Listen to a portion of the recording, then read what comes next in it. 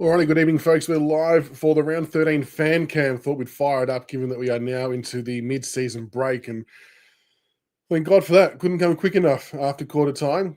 That was not the performance that we were after today, undoubtedly. A lot of pretty pissed off people in the social world, which I think is fair enough. We came into this game most definitely thinking that we were a good chance to win. Given where we were at, and our game against, I suppose, GWS the week before showed some really promising signs. And then obviously the form that Sydney were in as well, they were struggling a little bit. But like we spoke about on the Monday night show, it's one of those poor bits of timing where they have a really bad loss. They get pumped by the media. Their coach makes them do tough beach sessions, the whole works. And they obviously pencil down a game against the Tigers to come out and try their absolute hardest in. And the Swans dealt with the pressure and whatever else you want to put with it far better than we did, unfortunately. It was a bit of a shitstorm after quarter time, which was really, really disappointing. I reckon it was probably the worst loss of the year, which is saying something because we've had some bigger losses margin-wise. I just think just the rollover factor and the give-up factor was probably a bit more prevalent in this one. To have our midfield and everyone go missing from quarter time onwards was, just pretty close to unacceptable, unfortunately. But it almost felt like they had one eye on the break. And I had a few people tag me in comments about Uzo's press that apparently he even apologized to the supporters. So I'll have to go back and watch that after. But that performance or lack of performance is most definitely worth an apology from the, you know what, and if Uzo did it, that's great. That type of effort, though, that type of game, that's where I wouldn't mind actually seeing. I wouldn't mind seeing a player like a Nank or a leader come out as a player, as a playing group, and say, "Sorry, that was not acceptable in any way, shape, or form. We take responsibility," and so on and so forth. It wouldn't be a bad thing to see. Might be a little bit unprecedented, but and it is useless Supercoach. It is just one game, and I fully get that. And we are still tracking well ahead of our curve, and these types of games are going to happen. It's just frustrating when they do because we know we're better than that. It's the week before that we put up a quality effort against a quality opponent, and then we put up a bit of a shitter effort against a lesser opponent. It just feels like, I don't want to say it wasn't one that got away because we weren't ever really in it after quarter time, were we? But we should have played a hell of a lot better than what we did. But oh well, it is what it is, I guess. So I thought tonight we'll jump on before I knock half the shit off my bench, do some fan cams, get everyone's thoughts. So if you want to jump on the fan cam, the link will be in the pin to the top of the YouTube chat. So feel free to hit that, and you can jump into the green room and have a look. And we'll leave you in the green room. But Shannon is in the house tonight. Shannon, how are you, mate? Good. How you going, mate? Yeah, not too bad. I've calmed down a bit. I wasn't angry. I was just it's that age on. I'm not angry. I'm just disappointed. It was one of those type Which of is like, worse. I don't know. Which is way worse. Yeah, we used to get that when I was in the army. The lieutenant would be like, "I'm not angry. I'm disappointed," and then just hit a bit harder. And you're like, "Oh shit, I've let him down." Yeah. It wasn't great viewing. I mean, the first quarter wasn't so bad, but it just kind of went downhill real quick thereafter, didn't it? Yeah, it just feels like we've had the yips for the last 2 weeks with goal kicking. I saw that Tom Sims shot on goal. 30 meters out, nearly spot on dead front, and somehow hit the post. And I feel like that's just been what it's been like for our last fortnight for everyone. It's just kind of spread through the whole entire club. So yeah, and this isn't to pin it on the young kids because Lynch missed one as well, but Jonty Fall should have kicked that snap around the body. That was, to me, in this day and age of football, that's a pretty regulation shot, I reckon. And I don't know, it's like how much confidence do the players lose knowing that they'd kick 17 behinds and kick themselves out of a game the week prior? Do they start to go into their shells a bit as a collective? Like the pressure mounts on the next person having a shot for goal when they keep missing. Yeah, which is quite a common thing. It's always happened through football is that one person misses and then it just kind of ebbs and flows with everybody else.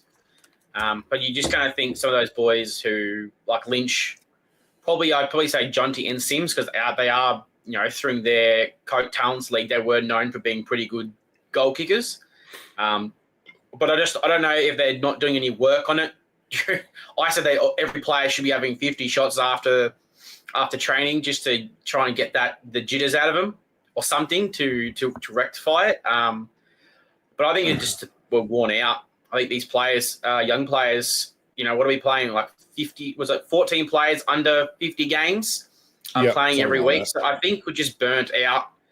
We're playing above what anybody thought we would. And I'm wondering if just the bye has just come at the right time right now, because I feel like if we were to play the Bulldogs next week, it would be a 100-point plus loss. So I think it has come at the right time. And I mean, you said they should be practicing 50. I think I actually doubled it and went to 100 after try. I did. I think I made a post saying they're going to do 100 shots. And this will sound like a cop-out, right? But I blame sports science for this. And this is league-wide. This isn't just us. But if you think back to mid-90s when Lockett and Dunstall, Richo, all that are kicking shitloads of goals, the one common theme for that is they're staying back after training, having 100 shots a goal, whatever it is, to work on their craft. Now, once you hit a certain marker in your training regime, you're off the track. Like, it's managed to within an inch of its life because of all the science behind it all. They don't do the extra work now that they used to once do. And I truly believe that that's impacted like goal kicking accuracy competition wide. Well, as much as I don't like to give him credit, Kane Corns, the guy that most of us don't like up with Damo, he mentioned it during the start of the year, saying, do these players get too much time off and not enough time? Does the clubs not get enough time with them to get them ready for the season? And is that why these players are going down injured? Because I think they worked it out. They get, like, out of the 52 weeks, they get 22 weeks off. So, like, for 22 weeks out of the year, they're not working out. They're not at the football club. They're not training. They're not kicking. Most people only get 4 weeks off. So, like Jason Dunstall, what did he? He's kicked over 1,200 goals, I think it was, and he played 269 games. So it just shows you the difference in how much it's changed now to when players would play less games but somehow kick more goals. What's Lynch at? 200-plus games, and he's kicked maybe 450. If you look at some of these boys who've played 300 and they've kicked 500 goals, if that was someone like Jason Dunstall or a Richo, they'd be pushing, 1,500 goals. Yeah, so exactly. I do have concerns about it as well. Yeah, no, it's definitely a good point. But yeah, I don't know. I don't know where, like it's just a small blip on the radar. But what did you make of the first quarter? Firstly, I feel like the effort was there. Like, the effort was definitely there. The intent was there. I think we were playing the right game style. We weren't fumbling it as much. I think maybe the inaccuracy definitely took the wind out of us. I think it was it 3-6? The first quarter.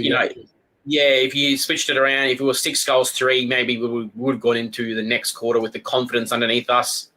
And then they just kind of went bang, bang after that. And you could just see we went flat. So that maybe could be the leaders. After the first quarter where we showed a bit of fight, it was quite a close game. And I'm starting to have a bit of concerns about that as well. I think you've mentioned it a few times. Once Lynch goes, Prestia goes, then pretty much after that, the most senior players are Taranto and Hopper, and then it's 22s. So you've only got a couple of players that are 27, 28. It's a bit of a concern for maybe during the game as well, being able to run games out, or you're just playing too many young players right now.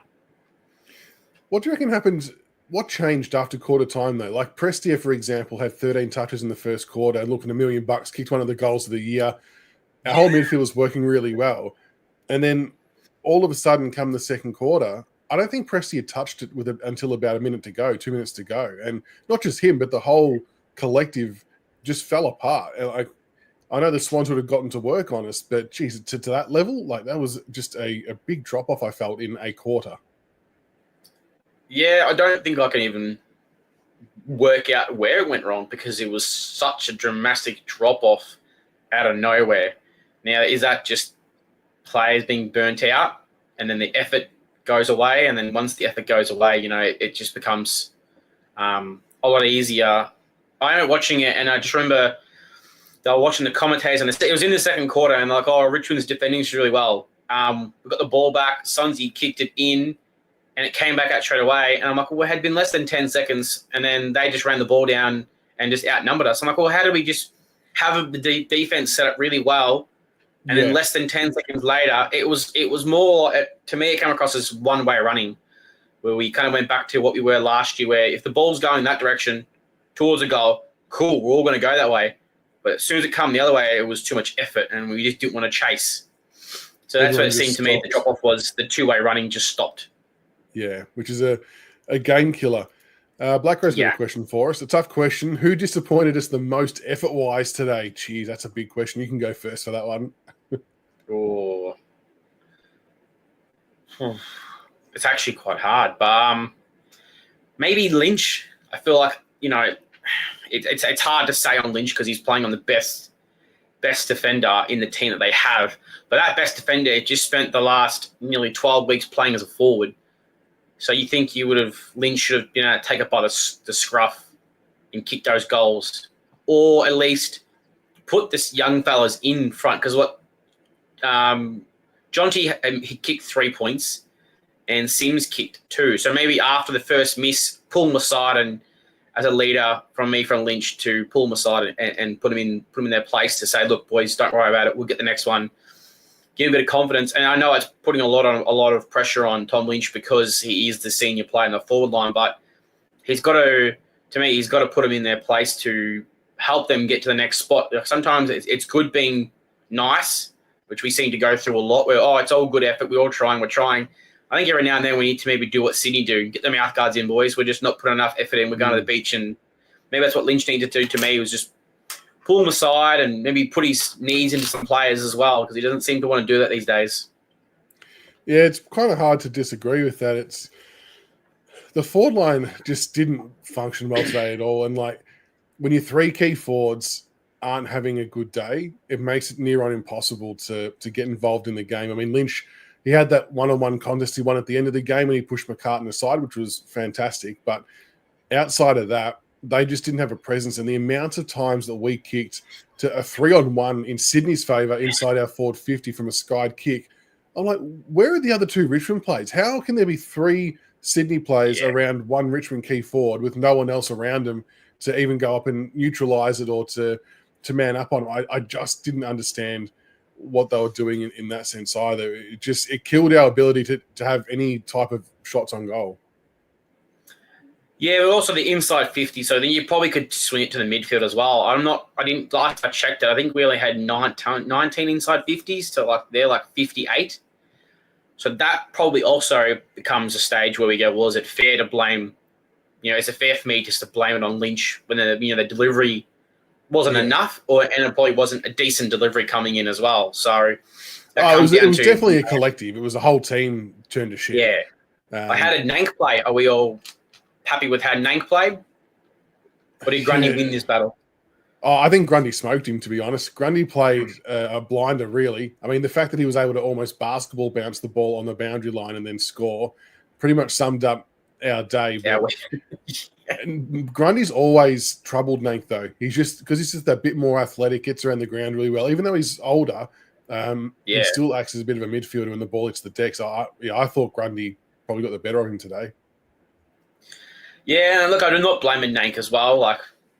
He's probably starting to get a bit burnt out as well. I know he had that week off with a sore knee, but with his age and the wear and tear on his body, he might be coming sooner rather than we think. So, but then it also goes down to where's the midfield as well. Why isn't the midfield helping Nank out as well? So it's a good question. That was my biggest thing. I know Prestia would have got tagged. He got tagged in that second quarter, and that's okay. That happens from time to time. But what about the other midfielders? Everyone just fell asleep in that second quarter, and then gaps opened up for Sydney to work through.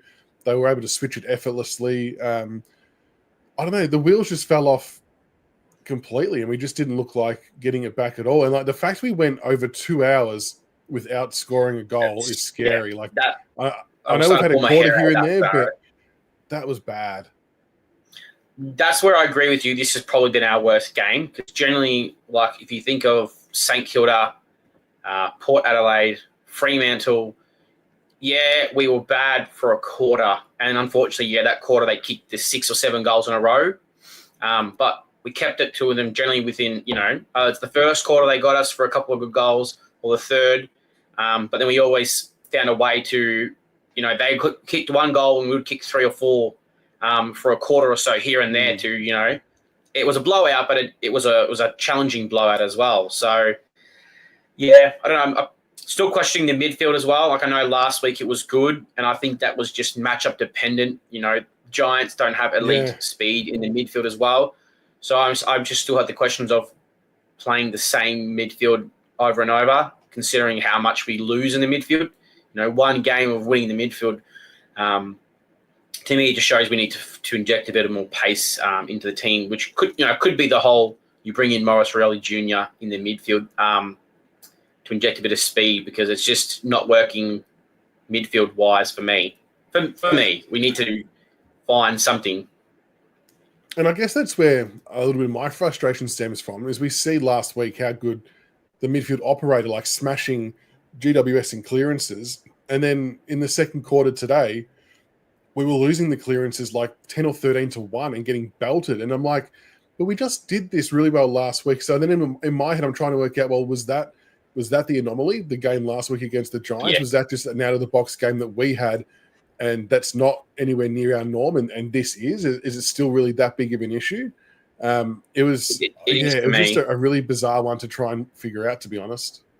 I just think that the the midfield against the Giants just matched up well, because they're not fast. Like you think of their midfield, either they're old or they're quite very tall. They don't have that explosive power.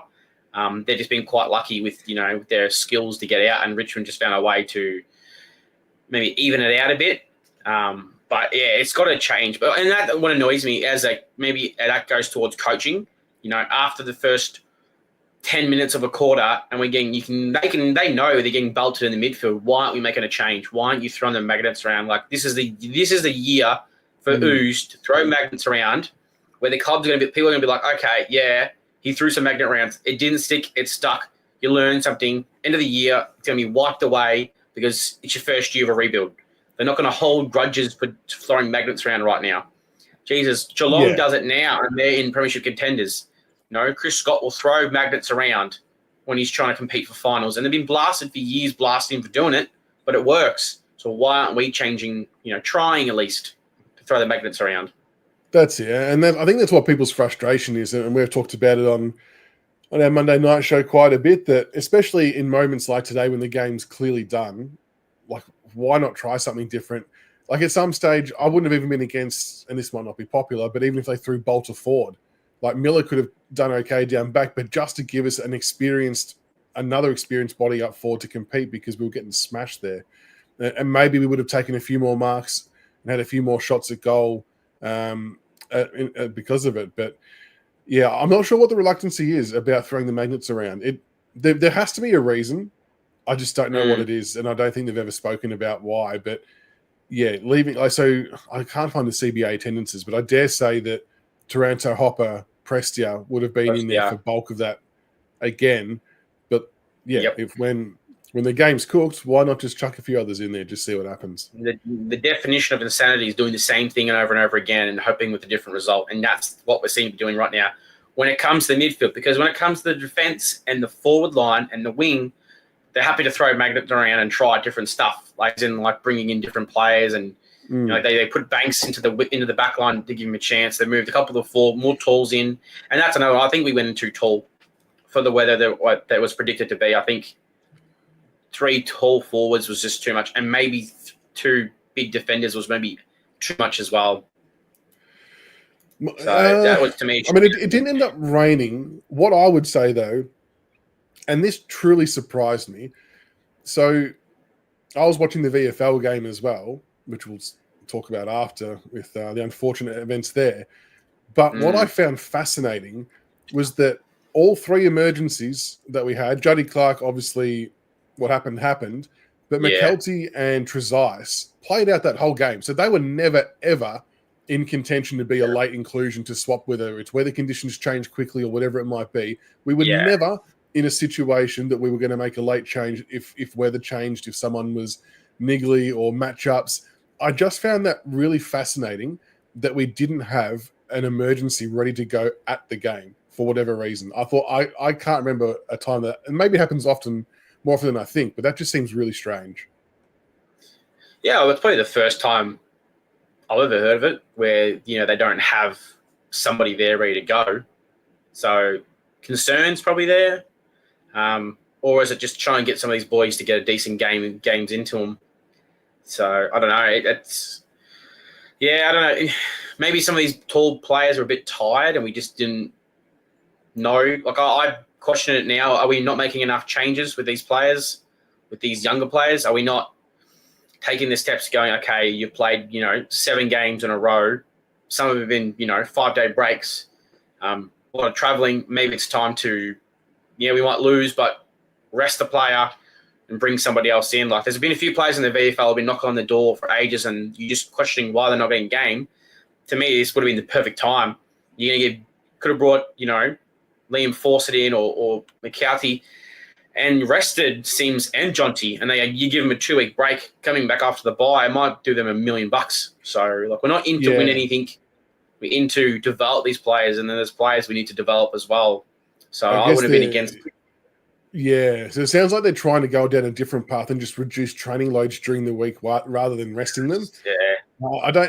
I can understand trying something like that, but I've still said for about 3 or 4 weeks now that we've needed another mature body up there. Like, because Lynch can only protect him for so long, but you got to remember, Fallen Sims are playing against grown men who have been in the AFL environment for 6, 7, 8 years, and it's not healthy of us to expect them to compete at a high enough level in their 8th, 9th game to get us a result. Like, it's not fair on them, and as much as you'd love them to do it, and that's why I think if we have a more mature body down there along with Lynch, then it's only one of them that has to do that job, and they probably get a bit more relief because they're playing on the 3rd best defender.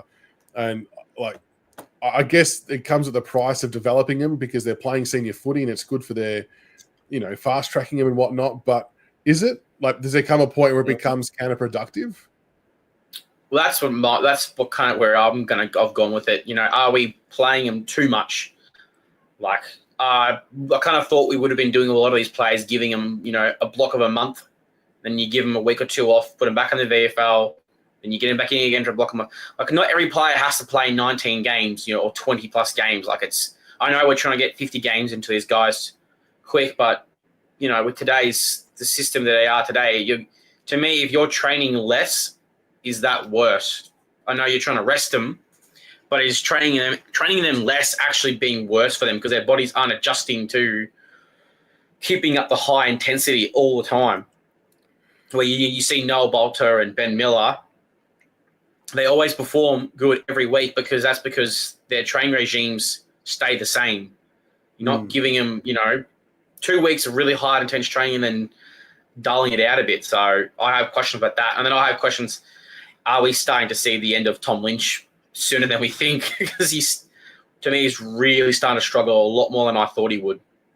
I hope not, because I still reckon we need another big body down there for another year or two. But the other noticeable difference when he plays is like opposition can switch it so easily through the back half because he just can't get from the mark to mark to shut it down. And teams know that now, and teams exploit that so easily against us. Yeah, I'll have a video coming out soon. It's a good question to ask you before I put it out. Charlie Kerner is coming, talks of rumours of trading some tall forwards there. It's a hear me out sort of video you're known for doing. If Lynchy retires, is it, Harley Reid doesn't come across? Do we throw a couple of bucks at to get him across to $1 dues at Kerner? I mean, not the worst. Well, it's the mid-age as well. You know what I mean? Like there's the whole of, we're trying to find that middle-age bracket players that are still elite and leaders. It's the same as Zach Butters. Richmond, we all know Richmond will probably have their hands in on Zach Butters as well, whether he's the right age or not. But he would bring in that 25-year-old plus leadership who can be there to develop and probably there at the start of the premiership time. It could be the same with someone like Charlie Kerner to bring in a more experienced full forward for us that can help John T and all that who's been around a while. And that, the club may have to look at a forward of some kind. I think that's why CB also flagged the Oscar Allen prospect instead of Harley Reid, because of the gap. Get both of them. Get a 2-for-1 deal or something. Get both of them. But yeah, it's going to be a big predicament if he doesn't play. And like, I still think that he's got something to offer. I just think he needs that extra mature body to help him through that. If we keep leaving him with 2 youngsters, he will burn out exceptionally quick because he's still shouldering a lot of the load.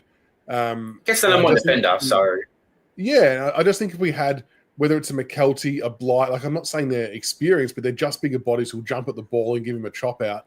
I think that's actually going to help us prolong Lynch's longevity at the club, which I feel is important. But it's but those two as well, McKelty, and Blight.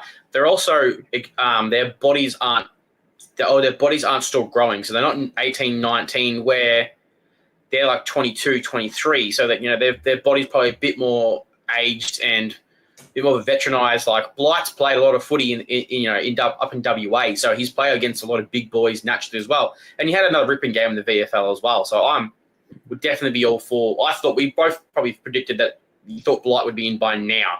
Like he's another 20-plus disposal game again in the VFL. So I just don't understand why he's not in. And I'm probably not against throwing him in to give him a crack, because he showed when he did go forward that he was a good forward. He definitely did. He doesn't have that. So he has that arms right at the front and reach to mark the ball where Lynch used to, and he just doesn't seem to have that ability to get the ball right at the highest point anymore. So it's probably a good idea to do something for him, because I don't want him to burn out. Yeah, exactly right. This is all about trying to keep him in for as long as we can. Dare we mention the VFL? Just don't use the I word. Don't use the I word. But Juddy Clark, fuck. So do we know?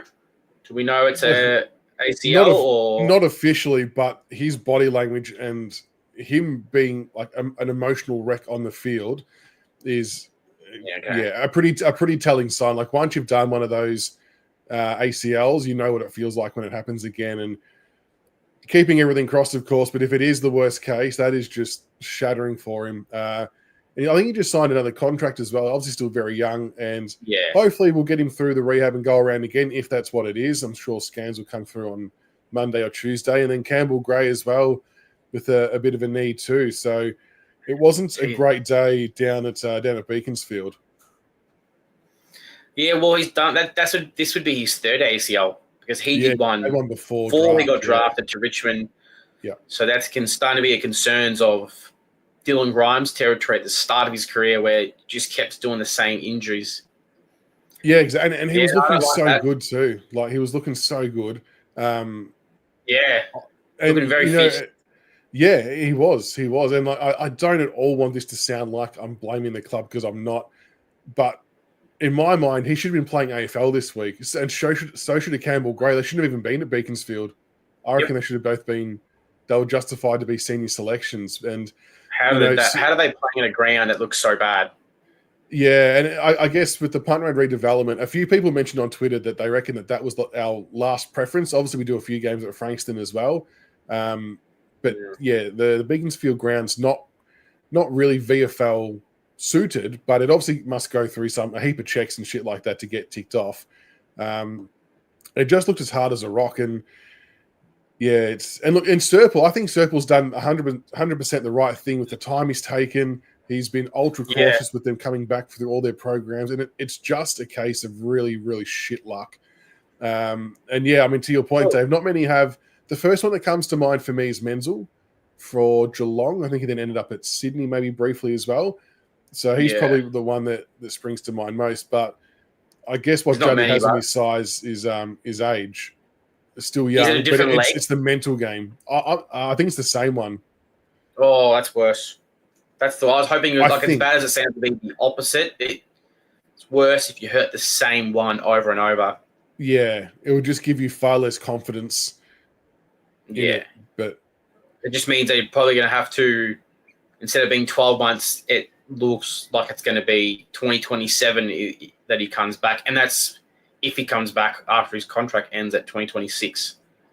Oh, yeah, So that's the stinger right there as a fact. Look, we might get Keep lucky, putting- and the scans might give us a good result, but it doesn't seem. I'm hoping it's the Sam Darcy Yeah, incident as well, where it just twisted it a bit. Doesn't actually damage anything yeah, as well. that would be a great outcome. He's given them all.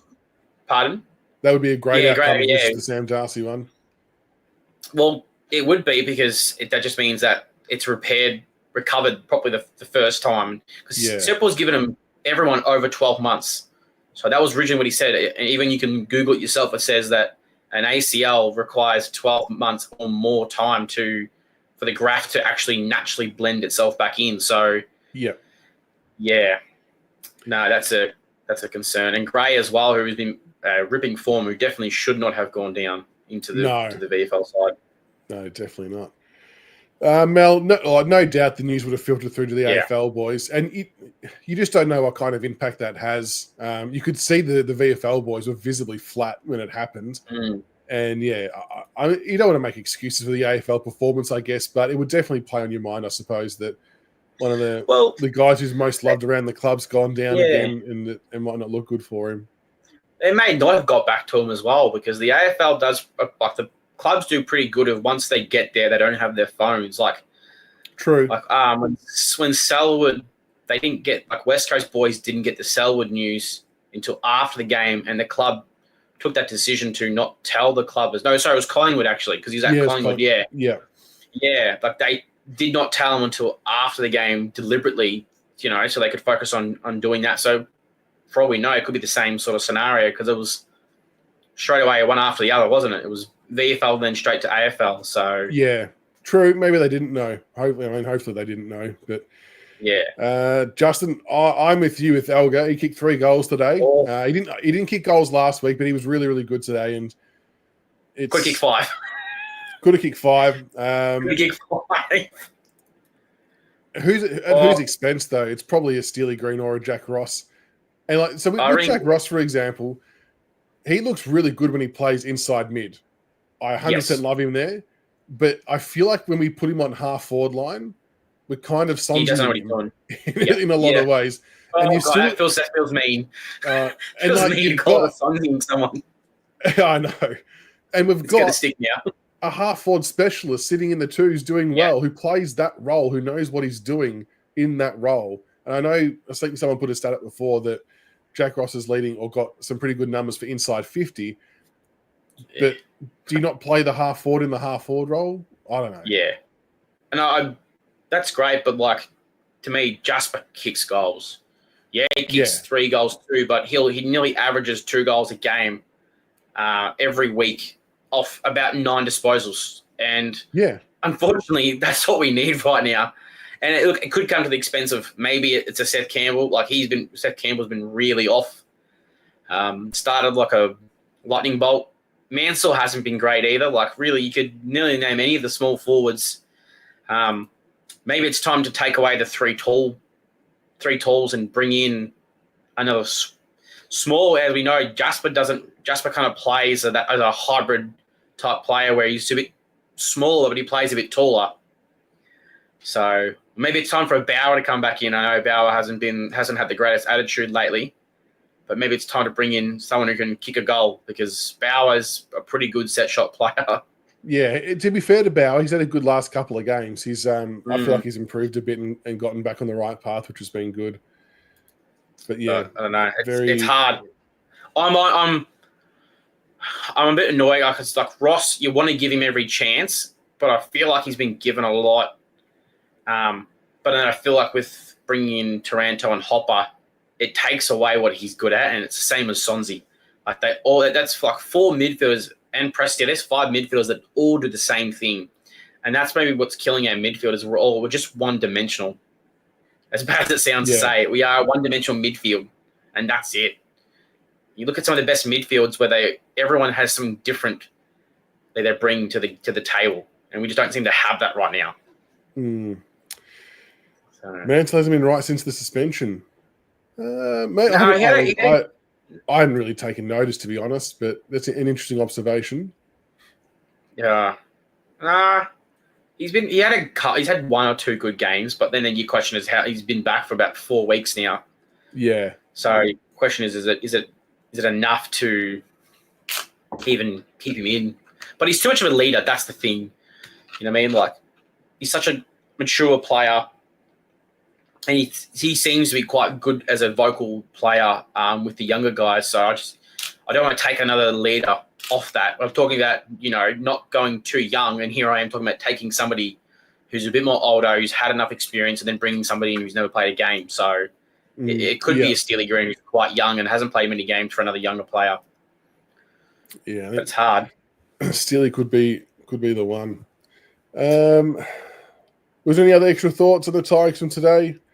Or before, what about, I think you've sent me this in video format, but are you happy with where we've gotten to up until the bye? I know today is a bit of a shit run, but in totality, how are you feeling? Totality, if I was giving like, even with today's game, giving a grading, I'd still be giving us a B+, because you could be 5, we could be 6 games, and I'm taking that as a positive. I know there's no such thing as a close loss, and it's a good loss, but no one thought we were going to be bloody even winning a game this year. They thought we'd win 1 or 2 games. We're at 3, could have won 5. Taken some of the better clubs to the limits as well. Like, we've kept some of the teams that are playing finals, under 4 goals or close to 4 goals.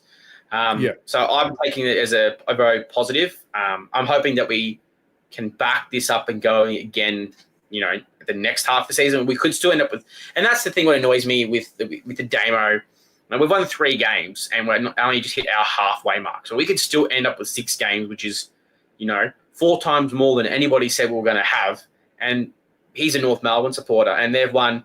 I just saw a video that came up before, and it was showing over the last 100 games, how many games you've won. And it shows over the last 100 games, North have won 14 games. Is that right? Okay. Yeah. 14 and drawed 1, and the rest were all losses. So it just goes to show you that, in 1 year, we could nearly have halved how many games they've won in their whole entire rebuild, and we've done it in our first year. And that's the thing I think people forget. This is our first year of a rebuild. And look at what we've already achieved so far, and look at what the draftees, I know they all say, I think you were saying it on Monday night, or was it Wednesday night with Tiggs? Some people say it takes 3 or 4 drafts to rebuild your team. We've just been lucky that we hit the super draft with so many picks, and it seems like we're hitting on every single one of them. So, and everybody forgets about everyone forgets about the 22 draft as well. 2022, when you have Josh Gipkus, Tyler Sonzi, Sam Banks, and Tom Brown, like, people kind of think we didn't have much talent, but there's 4 just there that are showing signs as well. So that's all, guys. Just remember, it's year 1 technically for us. Well, it's week 13. Week 13. So it's there you go. It's not even a year yet. So which is crazy. But exactly. that draft. What I thought of it. I can see why a B. The fact that we won more games than what we did last year already, and beating the Gold Coast for me was a big one too. Like, they were unbeaten at that stage, and that to me was a really big scalp. Even though they, another 2 minutes they probably would have beaten us, but I thought that was a really good win. So the fact that we're ahead of the ledger, I think we're definitely ahead of our curve at the moment. But there's just going to be a few frustrating games that come with it, unfortunately, and today was one of those. Yeah, it's not the end of the world, is it? No, we'll be right. We'll be right. We think we got through last year, so at least we've got things to look forward to. Remember, Taj is coming back soon, mate. I know that keeps your toes nice and warm. That's it. Yeah, good old Taj. He'll be straight into the AFL. Well, not straight in. He'll play maybe 2 or 3 games, and then he'll be in. I reckon he's going to be an absolute jet. Do you think LA Law comes straight back in, or do you think he goes to the VFL for a couple of weeks to? Yeah. I mean, I think he should do at least a VFL game or 2 just to make sure everything's ticking all the boxes. I have this weird feeling it's the Collingwood game that we're going to see Lawler, Smiley, maybe Houghton all just come back. Well, they're all scheduled to come back roughly around the same time. So yes, they're all coming back, I think, just before that. So that might give them a week or 2 in the VFL, and I reckon they might unleash them in the Collingwood game. which would be devastating because I won't even be here to watch it. But that comment down there, I think it's Grant Denson, North Melbourne, 4 flags, 150 years. Yeah, fair call, Grant. I like that. We got 3 flags in 4 years. That's it. No, that's that's what we've got to keep holding on to. But thanks for jumping on tonight, Shannon. Appreciate it, mate. No, anytime, mate. You know that. Make sure I'll keep an eye out for your video as well to see what your the Charlie Kirk. I've got another doozy. There's another doozy in there as well. We'll get around it. I've aged him out. All right. Thanks, mate. Thanks, mate. See you soon. All right, we got Black Crow on board. How are you, mate? Oh, with the Oodie, good yourself. the Richmond Oodie. Jesus, that's yeah, mate. I didn't even think I'd be able to get on. I'm away camping. I'm currently sitting in my frigging car. What temperature is it out there? It must be freezing. Well, I'm staying out in the Central Coast at the moment, so it's about 7 degrees right now. Jesus, so not too bad. Bloody hell! Were you able to watch the game over there, just on phone? Yeah, I set a projector screen up and had it on the side of the car. On the side of the car. That's creative. Yeah, that's a good setup. What do you think of the game? Look, I thought our first quarter was really good, to be fair. Prestia and the boys were killing it. And then I don't know what the hell happened, hey? Like they went MIA. I was quite shell shocked, to be honest. I was sitting there drinking a couple of drinks with my old man, and we just looked at each other and just, what the frig has happened here? Yeah, no, it was very much a bit like that. Was there anything that maybe stuck out to you as to why it happened though? Because I suppose that's the question all the coaching staff will be asking is, well, why did the fall away happen? I had a bit of a think about it and I spoke to my dad afterwards. I honestly think the bye. I think our guys are just tired, really. They've been putting in a lot of effort. Pardon? They'd like just one eye on the bye? Yeah, I think so. I think that they really needed it, though. I think a lot of the younger guys were really struggling, especially Lynch. I mean, I know he's a bit older, but you can tell like that he's just like falling apart. God love him. He's battling on, but I don't know how much more of Lynch is left, to be honest. Yeah, like I was saying before, it's a tough gig when you're fighting against essentially 2 or 3 defenders each time. It was quite staggering the amount of times we set it on he or someone else's head that had three opponents. I was looking at some of the disposals for the players before. Lynch 8, Ross 6, Jonty Falls 6. Now I know key forwards aren't really meant to get 10 plus disposals. Steely Green 5, Camden McIntosh 4, but he was sub. Tom Sims 3 and Mansell 2. I know, granted, 3 of them are key forwards, but that's a lot of really low disposal numbers, and I think it's really difficult to win games with such low counts. Yeah, 100%. And like you mentioned, like tall forwards, I mean, unless you're small forward, but forwards in general don't really go around getting touches. They're more of the guys that are finishing the product. But I think it is a little bit disappointing that they didn't come up the ground a little bit more. I think when you look at Collingwood, for example, as much as I hate them, when they struggle, a lot of their key forwards will come up the ground and get involved in the game, which would then, if you watch like Pendles and whatnot, they'll then come streaming down into the forward line. They kind of overlap each other. And that's why I think they're so successful. While we are really good at rebounding off halfback for like a young side, I think what kind of kills us is once we kind of get to that halfway mark, and it was happening in the second quarter, we would get to halfway and then they would just have no options. And then they just do this long hat kick down the line and it would get turned over and come straight back. And then by the end of it, players just weren't prepared to run into space. But look, there were a couple of players who I thought did okay for us. I thought Kane McAuliffe had a pretty solid game, 19 touches, 7 marks, 4 tackles, 1 clearance. I think with him, I felt like he was having a crack for the whole game. And that was probably the one thing that stood out compared to some of the other players. Yeah, I 100% agree. I even last week at the GWS game when I was there watching that, he was unreal. And the thing that's impressed me the most is his match fitness is getting a lot better because he was really struggling to run out games.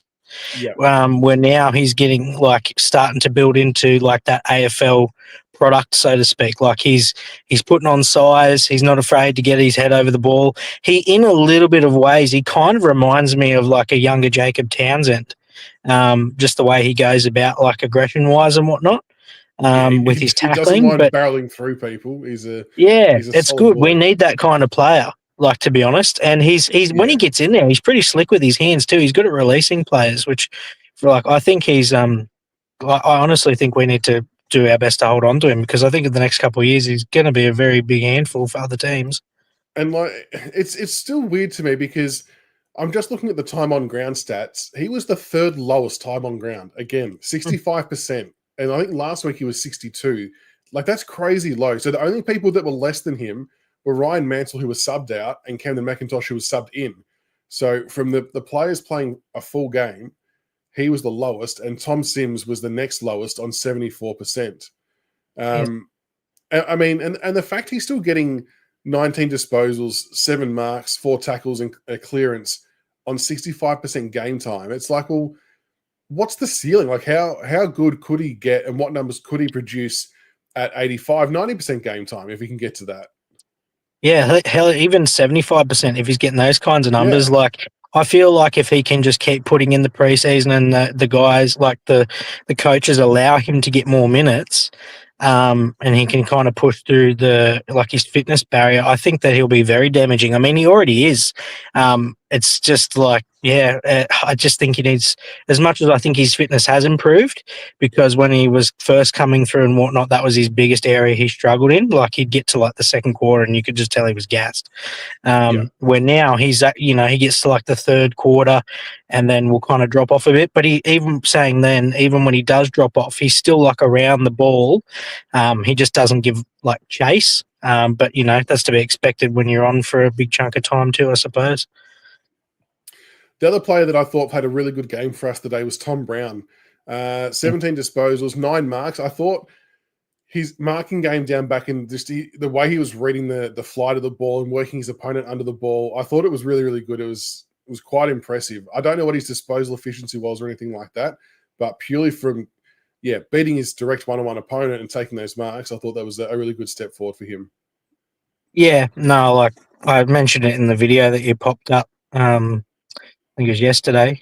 He's just like, I can't fault that guy, to be honest. He's pretty clean, 9 times out of 10. And I think the biggest thing for me that I'm really impressed with, and I should have mentioned it in the video, is his vision. Like, he can spot players that like not many other younger players would be able to, and he hits them. And most time you think, like, with a player that's kicking out a halfback, you'll be like, oh, don't do that. But I would put my faith in him because he's got such a good kick. Like, he hits targets a vast majority of the time, and I think having him off halfback allows us to get that run and carry going, because most of the time when we do bounce off halfback, he's the one that initiates it. Yeah, he'll start the chain off with a dangerous kick. I felt today, though, that neither Banks or Brown were really driving much from the half-back line. Yeah. Well, there's a few times where Sam Banks was like running around people to get a handball, but then he didn't have that penetrating kick. He just kind of did an underground handball to someone else. It felt a little bit different to last week, and maybe that's more to do with Sydney applying some good pressure in certain areas. But yeah, I just felt we weren't getting that same drive from the back half as what we would have liked. Yeah, I think another one that I thought I kind of struggled with as well, and I've been liking him. I think Caleb Smith kind of struggled to get into the game a little bit. Like, he wasn't bad by any means, but a lot of his possessions, especially towards the end, in like the third and the halfway through the fourth quarter, where he was just getting hot handballs and he's having to just hack kick it and turn it over kind of thing. But I really think, as you guys mentioned before, that was a game I think Sydney had to make a statement after the absolute schmozzling they got, and I think they sat down and watched how we played. Because if you think about it, if they come out and lost to what people deem to be as one of the worst teams in the competition, I think they would have been berated for it. So, yeah, exactly right. There was definitely a lot more at stake for them with this game, absolutely. What about Luke Traynor? We talk about him a little bit. We obviously all love him and what he's doing, but he's spending a bit of time on the wing as well. Are you liking him on the wing? It's interesting, He took isn't it? 8 marks today as well. 8 marks, 3 tackles. He's still trying to kick that goal. He hasn't jagged He's one hunting yet. for But it. yeah, he is. He is. I know a lot of people like him in defence. I don't mind him on the wing either. I think he does okay. No, and I think he's probably one of the more. We're kind of lucky for options really as far as him because he can kind of go like anywhere. You can just toss the magnet and be like, "You're going over here, mate," and he'll be like, "Yep, no worries, sweet." Because I think off backline for me it would be match like team dependent on who we're playing. I like him on the backline because he has a pretty good kick. He does turn it over a little bit, but for a young player to be expected, they got to learn. But I think he's very good down back with pressure and whatnot. But today I thought he wasn't too bad on the wing. He opened up a lot of passages of play, and there was a few nice little handballs he did down the left side as well when we were running the opposite end. So I think they're kind of just trying to find a spot for him. But if he's going to be hunting for that goal, I think he's going to have to get News's ear and try to get up to full forward, I think. Just get a cheeky one out the back. Yeah. We had someone ask before thoughts on Noah Bolter's game. What did you make of his game? Where is it? Here we go, from JW. So JW thought Bolter had a shock and that Gray should have stayed in. And that's honestly going to be one that divides a lot of people, I reckon. I would have kept Gray in as well, to be honest. I think I had him in my predicted side. Oh, me too. So as I mentioned, I was at the Giants game last week and I watched the VFL and got a photo with a lot of the guys after the game and met like Tom Sims and Ralph Smith and whatnot. And Bolter was there and I was watching him and he just looked so lazy. Like he just didn't really care. And then today he came in and I thought he played a little bit better than the VFL, but I was gutted that Campbell Gray got dropped because watching him last week, he was unreal. Like being able to watch him live, the closing speed he has for a guy of his side is insane. Like he was letting, there was one time down the back when they were down our end, he was marked up on Jesse Hogan when Ben Miller was up the field. And Hogan had probably like 5 meters on him and he closed him down and got a spoil over the top and it was clean as chips. So I don't understand why he got dropped. It could have been a management thing. Maybe he's tired. Maybe they just don't want to risk it. I don't know. But yeah, I'd like to get him back as quick as possible. Well, yeah, unfortunately, he actually went down with a knee in the VFL, That's right. So I'm not sure how bad it is, but yeah, I forgot about that actually. Thank you for reminding me. Yeah, it would have been good. This is what I mean. Like he and Juddy should have, for all intents and purposes, been playing in the seniors, and they should never have been out there. But yeah, Poor I don't Juddy know why we dropped him either. can't catch a break. I know. So we'll have to wait for the official reports on that one. Looking at our inside 50 count, 38-61. I mean, there was just that middle period of the game where we specifically didn't score for like 2 and a bit hours. Not only did we not score a goal, we didn't even look likely to go inside 50, far less score. Yeah. It was scary. I mean, Sydney, credit to them for putting us into that position, but we just couldn't break it down. We just could not get it through. It was a bit of a struggle, wasn't it? It was very hard to watch. But I think the biggest thing was, especially with having such a young side, we got off to a pretty good start. Like, obviously, we weren't miles ahead, but I feel like when Sydney kind of just did that bang, bang, bang with the 3 quick goals, I think our guys kind of went, oh, no, not again kind of thing. And they just kind of got lost. Like, it was really strange to see. And then when they came back out in the second quarter, they just almost looked, I don't know, I'll go with lethargic, I suppose. Like they didn't, like, a lot of the chases weren't really there. They weren't mucking up as tightly as they usually do. And then in the middle, they were just kind of allowed to run rampant, which I thought was really, really strange. Like even for Hopper, like he was very quiet, I thought, in chunks of the game. And it was really bizarre. Like I was almost lost for words, to be honest with you, because I didn't expect us to get beaten by that much. It felt like a larger margin too than what it actually was. Yeah. And then to let someone like Blakey, who's had a pretty average month of football, to then come out and get 31 disposals, and 31 of them were like kicks. He was hitting targets left, right, and center. He played an extraordinary game, but it was just a little bit flattening that we didn't try and actually do something about that after the first quarter to limit his influence. Yeah, we didn't really try. Well, I mean, from what I could see anyway. I mean, you can correct me if you think I'm wrong, but we didn't really look to try and tag any of their key players either. Like Heaney, I don't know if I mentioned it to you before, but I grew up in Newcastle and I played against Isaac Heaney when I played for the Newcastle Blues, and he used to play for Cardiff, and we knew how good he was, and we would always have a tagger on him because he was Yeah. that good going through the ranks.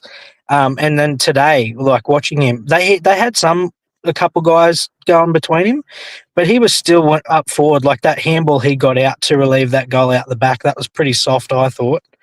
But we didn't really have an answer for anything they kind of threw at us. And I think one of the other things I was talking to my dad about was Uze and the guys, I think, kind of have the one game plan that they go in with. And if it doesn't work, I don't really think they have that backup game plan. Like they don't have a set default game plan to fall back to. Because I think that was evident last week when we were kicking away and the Giants came back and we kind of went into panic mode. And then today it happened again. Sydney got in front and we were like, oh shit, what do we do now? Kind of thing. And they kind of just were all over the place. They were turning the ball over and it was a bit of a mess. Yeah, I think Tiggs might have spoken about on Wednesday that one of his mates in the football industry has said that he reckons that that's done by design as like the first layer of learning, and then they'll Yeah, add so they other don't bits get and pieces on overwhelmed. top. Yeah, otherwise you try and teach them 3 plans at once, it'll just all turn into an absolute mess. Yeah. The only problem with that is, I think, like Tiggs pointed out, is that it makes it a lot easier for opposition to work out because you're playing the same way for 4 quarters. Yeah.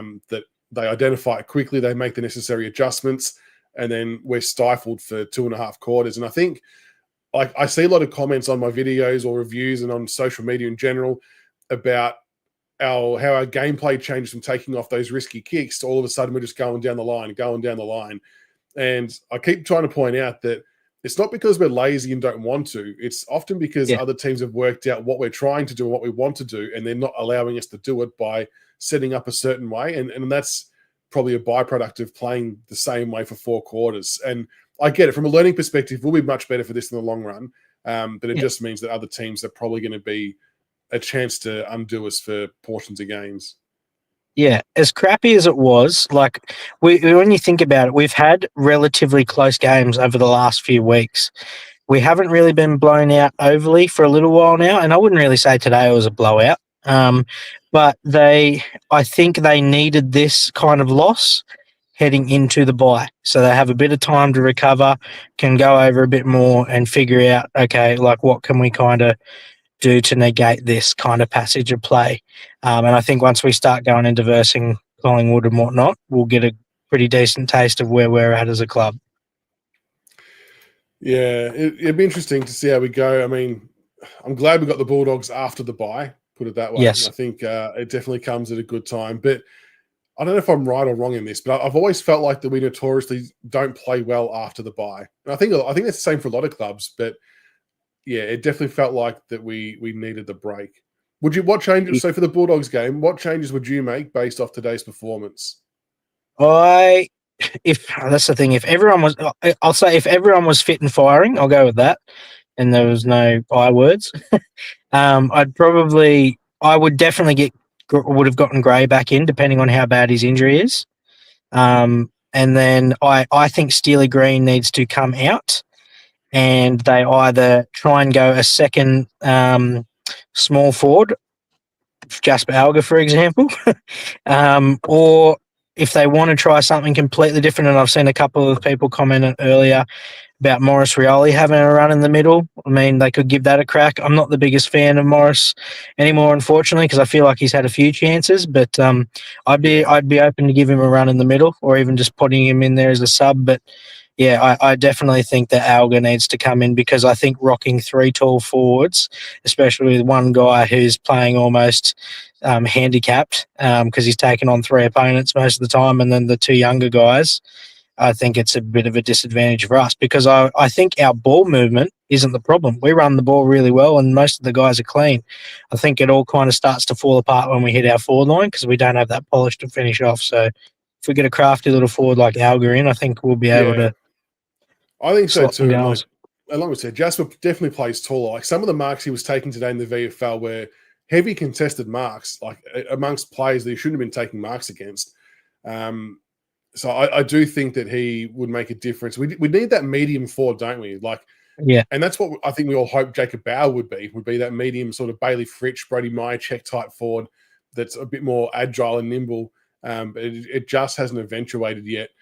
But yeah, like we sort of said, I think Steely offers a bit more on the pressure and defensive side than what Elgar offers.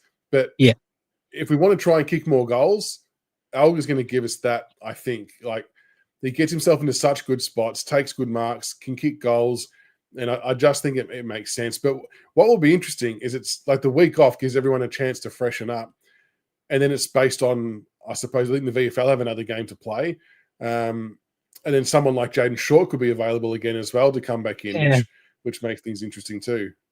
Yeah, one other thing that I would be open to doing as a complete mix-up, and we tried it a few years ago in one game, and it worked pretty well, was I honestly would not be opposed to letting Vlosten have a run in the guts. Because if you think about it, you put Vlosten up in there, you could potentially put somebody else like a Gray back in the back line or bring Short down into the back line. Just trying something a little bit different, because like Shannon was saying before, doing the definition of insanity is doing the same thing over and over again, and they haven't really done a big axe swing per se at the moment, which I don't think they need to, but I think they need to start trying some other little things here and there in games that they can kind of afford to do them in. I'd be up for seeing anything that's different. Like, I don't mind if we don't do it from the start of games. Like, you go with your A grade and whatever you think's going to work, that's fine. But yeah, once the game's done and dusted, that's when you start throwing shit around and just see because you might find something you didn't know you had. You're like, oh, I can actually use that as a bit of a weapon next time. A few people have said, could Jaden Short play wing or forward? I think he could definitely play half forward. I wouldn't. Yeah. I think a long time ago I would have said the wing, but then after seeing, I suppose, well, that might change now with Juddy and what's happened to him. But so maybe the wing could be viable. But I would prefer Trainer on the wing if I had to pick one. But I could definitely see some value in Jaden Short playing at half forward because booming kick, and he could cause some problems potentially. Yeah, and he's good at winning a ground ball too. So if it comes to ground, he can tidy it up pretty quickly. And then he would also give us that extra chance for having a shot outside of 50 to open it up a little bit instead of having to get so close to the goals for the younger guys. Because another thing I wanted to touch on was it happened again today, but I got to see it last week, was all of our forwards, and I don't know if you've noticed this, instead of spreading, they all run to the same damn spot and they kind of clog each other. And then Lynch is, when he's battling like the 2 or 3 players, another few players come over too. So he's got no chance then. They don't spread, and I get that because they're trying to be that crumb, but I think they need to let Lynch go to work, and if he loses it, well, then our half forwards and centres should be setting up behind the ball defensively then. Yeah, we seem to spread the ground really well in the first quarter, and it was opening them up quite a bit, but we just either they shut it down or we just failed to keep executing it, which was a bit frustrating, unfortunately. Yeah, it was a very lackluster performance. Like you guys were saying before, I wouldn't say I'm mad. I'm just disappointed. I think I just think that I know I tipped them and whatnot, but I didn't expect them to lose by the margin they did, and I especially didn't expect them to not kick a goal for like 2 quarters. That was pretty abysmal, to be honest. Yeah. For no matter what kind of state you're in as a football club, you should be able to at least notch 1 goal in a quarter, you'd think. Yeah, exactly right. Exactly right. Well, before I let you go, as I asked Shannon, what would be your grading of the season thus far, despite the efforts today? Like out of a 10 or a letter grading? Whichever one suits. Either either. In the video I flicked through to you, I still stick by it. I give us probably at least an 8 to an 8.5. I think the effort, I had a lot of people disagree with me. I think the effort has definitely been there, aside from today. It was a little bit lackluster, but I think the effort's been there. The promise the young Cubs have shown coming through has been exceptional. And I think that Uze definitely has the guys very close knit, and they all seem to want to work for each other, which I think is a huge positive. Because that's very hard to get, especially in a rebuild, because most players need to learn to play together. Where these guys kind of seem they've, like a few of them obviously playing with each other beforehand, they've already kind of formed that bond. So we're a step up in that regard. But yeah, I think we've done really well. I'm honestly really happy, and I think that they're exceeding expectations, to be honest. No, I think that's a fair enough call. Can't disagree with that. So, all right. Well, thank you for jumping on, mate. Appreciate it. Even though, you're out there camping, hopefully it's not too cold for you overnight. And No. We'll have to see how we go with a nice week off, and we'll get stuck back into it next week against the Doggies. Yes, no, sounds good. Hopefully we can beat the bye. So, yeah, hopefully, guaranteed 4 points, surely. Sounds good. Thanks, mate. Take it easy. See you soon. Bye. We got Sarge. Oh, we're rocking the same beanie. We're almost twins, mate. How I saw you wearing yours. I'm like, I haven't been donning mine as much. How you going, mate? Good yourself? Yeah, big day. I was out and about in Richmond for a Bucks event. So I was doing a pub crawl through Richmond, watching bits and pieces of the game. I think Grock was out on a Bucks as well. I'm not sure if you're at the same event or not. No, he was clay shooting, so probably not the same event in Richmond. What did you make of what you saw? I watched the first quarter. That was great. That was fantastic. I was like, let's go. I think we're on here, boys. And then I didn't catch too much of the second quarter or the third. And then by the time we got to the corner hotel, and it was like halfway through the fourth, and I looked at our score line, and I'm like, and then I looked at like the score line throughout the whole game. I'm like, have we seriously not kicked a goal since the first quarter? Yep. That was where it all started and finished, was that first quarter, unfortunately. I think there's some serious issues with our midfield, and it concerns me because we have Hopper and Taranto, and I don't know how we're going to develop like McAuliffe and Lawler and Smiley without getting rid of that senior experience in Hopper and Taranto. A lot of people I've spoken to have said, you could chuck Taranto up forward, but what they don't realize is Taranto left GWS because he wasn't playing like as the main midfielder. Yes, that's right. Yep. So, I wouldn't want the club to, do him an injustice by giving him the same treatment over at Richmond, because he came over to Richmond to be a inside midfielder. The midfield is really starting to concern me. I just think we need to try something different. It seems to be the theme of people's thoughts in all parts of social media. Let's just try something different. It's just bizarre, isn't it, how it worked so well last week? Like, we dominated GWS in clearances, and I don't think anyone expected it after we got smashed the week before by Essendon. And then the first quarter we competed well, but then, in that second quarter, we were losing clearances by like 10-1 at one point. We physically could not get our hands on the football. Yeah, but that's like Warner and Heaney are like completely ignore where Sydney are on the ladder and where they have been all year. Warner and Heaney are two absolute A-grade midfielders.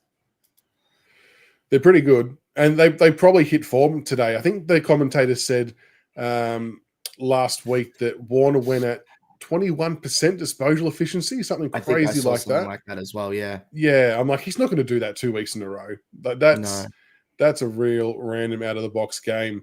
So what a shout out to Colonel. I'm going well, thanks, Colonel. Hope you're doing well, buddy. What would you do then to change the midfield mix? Would you want to change it from the start of a game, or are you happy to roll with the Prestia Toronto Hopper at the start, given that that's where things are meant to be at, and then change later on? Or would you change it from the get-go? What would the blend be that you would go with? Like mix it up in little spurts. Like, just throw a spanner in the works just to kind of like throw the other team off. Like, I would love to see Morris Rioli in the midfield if the stats that he pulled from the VFL the other week are what he's going to pull in the midfield at AFL level. I understand there's a massive gap between VFL and AFL, like skill wise, but you know, if it's like they must be playing him in the midfield in the VFL for a reason. He played there a little bit today. He didn't play there as much as he did last week, and he copped a big knock and was off for about 15 minutes. So I think he only had about 9 to 10 disposals today. Didn't do a hell of a lot, but I don't think he was used the same way as last week either. But I'm with you. If 20 to 25 disposals can be his norm at VFL level as a full-time midfielder, if you see that for 4 weeks in a row, for example, I think that's worth then seeing at senior level. But whether he can execute that at VFL level is a different story, I guess. Oh, there you go, 15 and 1. Thank you, Vertex. Well, just like Chuck Sonzi in there, man. Chuck Sonzi. Like, I think he had one CBA today. He had a centre bounce attendance, but I've got the stats up. I can look at it. Yeah, because I hadn't been able to find that yet. Yeah, like I don't know. I'm in no way an AFL expert. Like, I'm still learning how to actually analyze AFL properly because I'm loving it more and more. But I was gonna say something really insightful.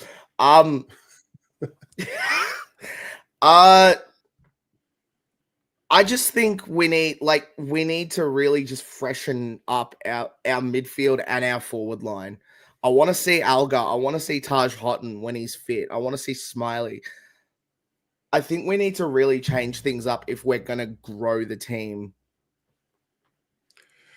It's like we've got so many players we need to get games into that it honestly would be such a tough juggling act. But then I guess there starts to become the question of balance between, are we wanting to try and win games now that we're kind of in some games, or do you want to keep getting just games into the players? It's a real tricky one. And for me, it still comes down to the Sims and Fall tall forwards. Like, I love them both, and I love what they're both going to be in the future. I think they're both going to be super players. I just don't know if we can handle having them both in at once for the now, if we want to try and win games. I don't think we and should it's be weird because both of them. Yeah, like you look at the Giants game, and we could have put them away in a half of football with both of them playing. So there's times where it's all worked. It just feels like when the game's not working for us, one of the weakest points ends up being our front half of the ground. And we just can't generate any type of scoring avenue. And yeah, I think that's where we have to try and tweak a few things, but it's going to be at the expense of one of them. Yeah. It's really baffling, but I don't know. We got to trust the coaches, I guess. Exactly right. And this is a good point from Lancelot. Keen to hear your thoughts on this, Sarge. Lancelot says, I think we're terrible against good momentum. I reckon that's a really good call, that when teams get a run on, that we've kind of just been a little bit lost at sea and unable to put a halt to it.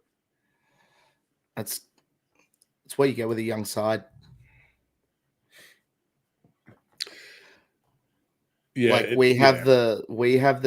like our team is like probably the least experienced with like as a unit, like games played together.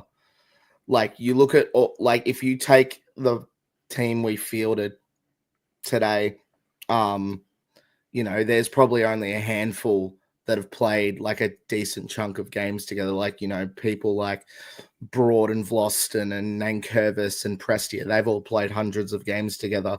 But like you add in Sims and Trainer and Sonzi and all these like there's all different matchups of how these guys gel together.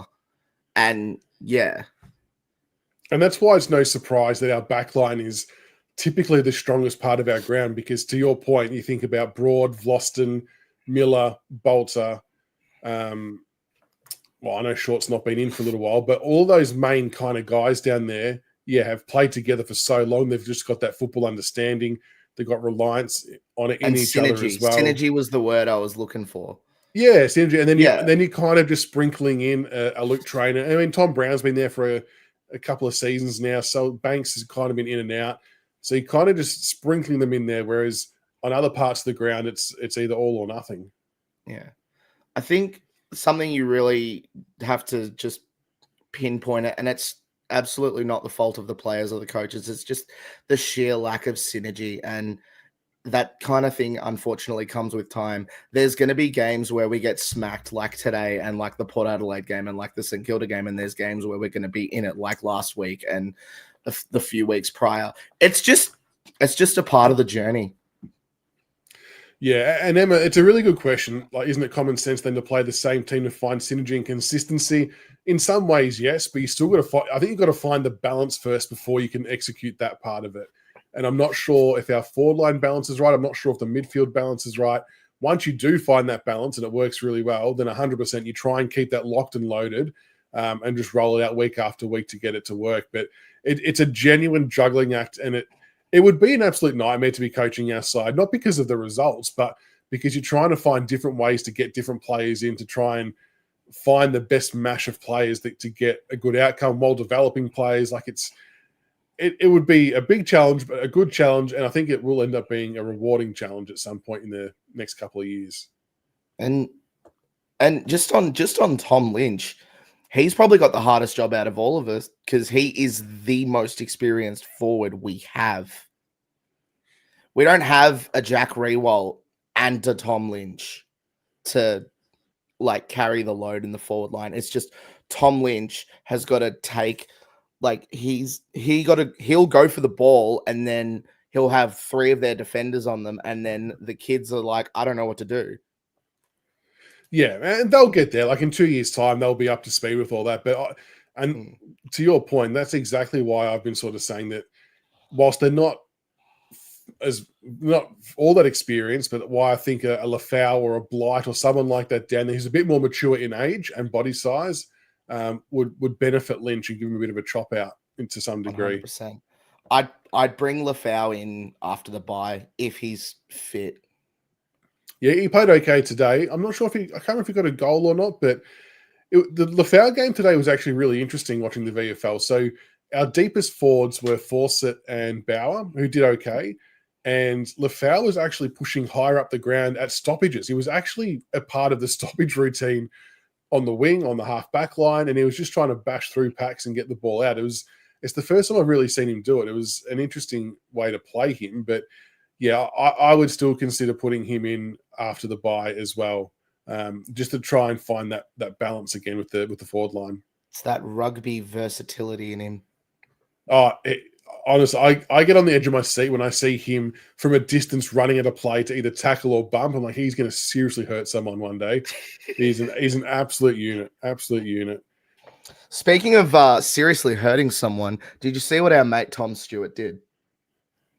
I saw glimpses of. I saw CB and EJ were talking about it on a Twitter chat. A lot of people seem to think it'll be okay because it was it Anderson? I think he bumped. It was when his head hit the ground is when it kind of knocked him out. Yeah, not the bump itself. Is that right? I watched it as it happened. I didn't even react that much. I'm just like, yeah, that's pretty on brand for Tom Stewart. But then like upon watching it again, I'm like, okay, he didn't hit him in the head. It was a normal bump and his head happened to hit the ground. So it's a little bit more forgiving, but he'll still miss a few weeks. You reckon? Even though it was the ground, 100%, 100%. It's just the law of the land at the moment. Depends on what color jumper you wear, though. Oh yeah, like EJ said, Geelong and the AFL are the same entity. That's it. Do we see Prestia going around again next year? I think I know I've just said we want a blend of youth in, but in some ways I think we need him to. I liked what I can't remember who said it, but someone said on this week's live show about Prestia staying on, but we kind of put him in like a semi-permanent, like we play most games with him as the sub, kind of like what Hawthorn do or did with Luke Bruce. Yeah. I wouldn't mind okay. that. I can't remember who said it, but I wouldn't mind that. Yeah. I think there's merit in that, because I just think there's so much knowledge and wisdom for him to pass on to a Lawler and a Smiley and a Houghton if they're playing in the same side together. And I think that could be pretty valuable for us. And yeah, look, it's also to do with the gap of experience. Like if he drops off and a Lynch retired, for example, I think we'd be in a lot of I think we would end up being worse next year if they both were to be retired. Yeah, if Lynch we can't have Lynch and Prestia retire this year. Yeah, that's right. We need to get at least one more year, 1.5 years out of him to let the age gap kind of close a little bit, or the experience gap close a little bit. But yeah, manage his game time, same as Lynch. Like we're gonna have to manage the game time at some stage as well. But yeah, I think he's needed. I wouldn't be surprised if we manage Lynch at some point. Well, I mean, it's obviously good he has the week off this week, but I think as the season gets on, there may be the temptation to do so, especially when Harry Armstrong's back. And also the Falcon come in and plays the experienced guy as well. There could be some shuffling of the deck chairs. Lynch is he's absolutely copying it, and I worry for him every single week just because of how injury prone he's been the last few years. Danny has asked, would we entertain trades for Short and Taranto? Short, yes. Taranto, absolutely not. Yeah, I mean, if someone was after Short and it was the right price, I think you've got to persist with Sam Banks at halfback, and Tom Brown did a pretty good job today as well. Considering what we gave up for Taranto, absolutely not. I would not trade Taranto.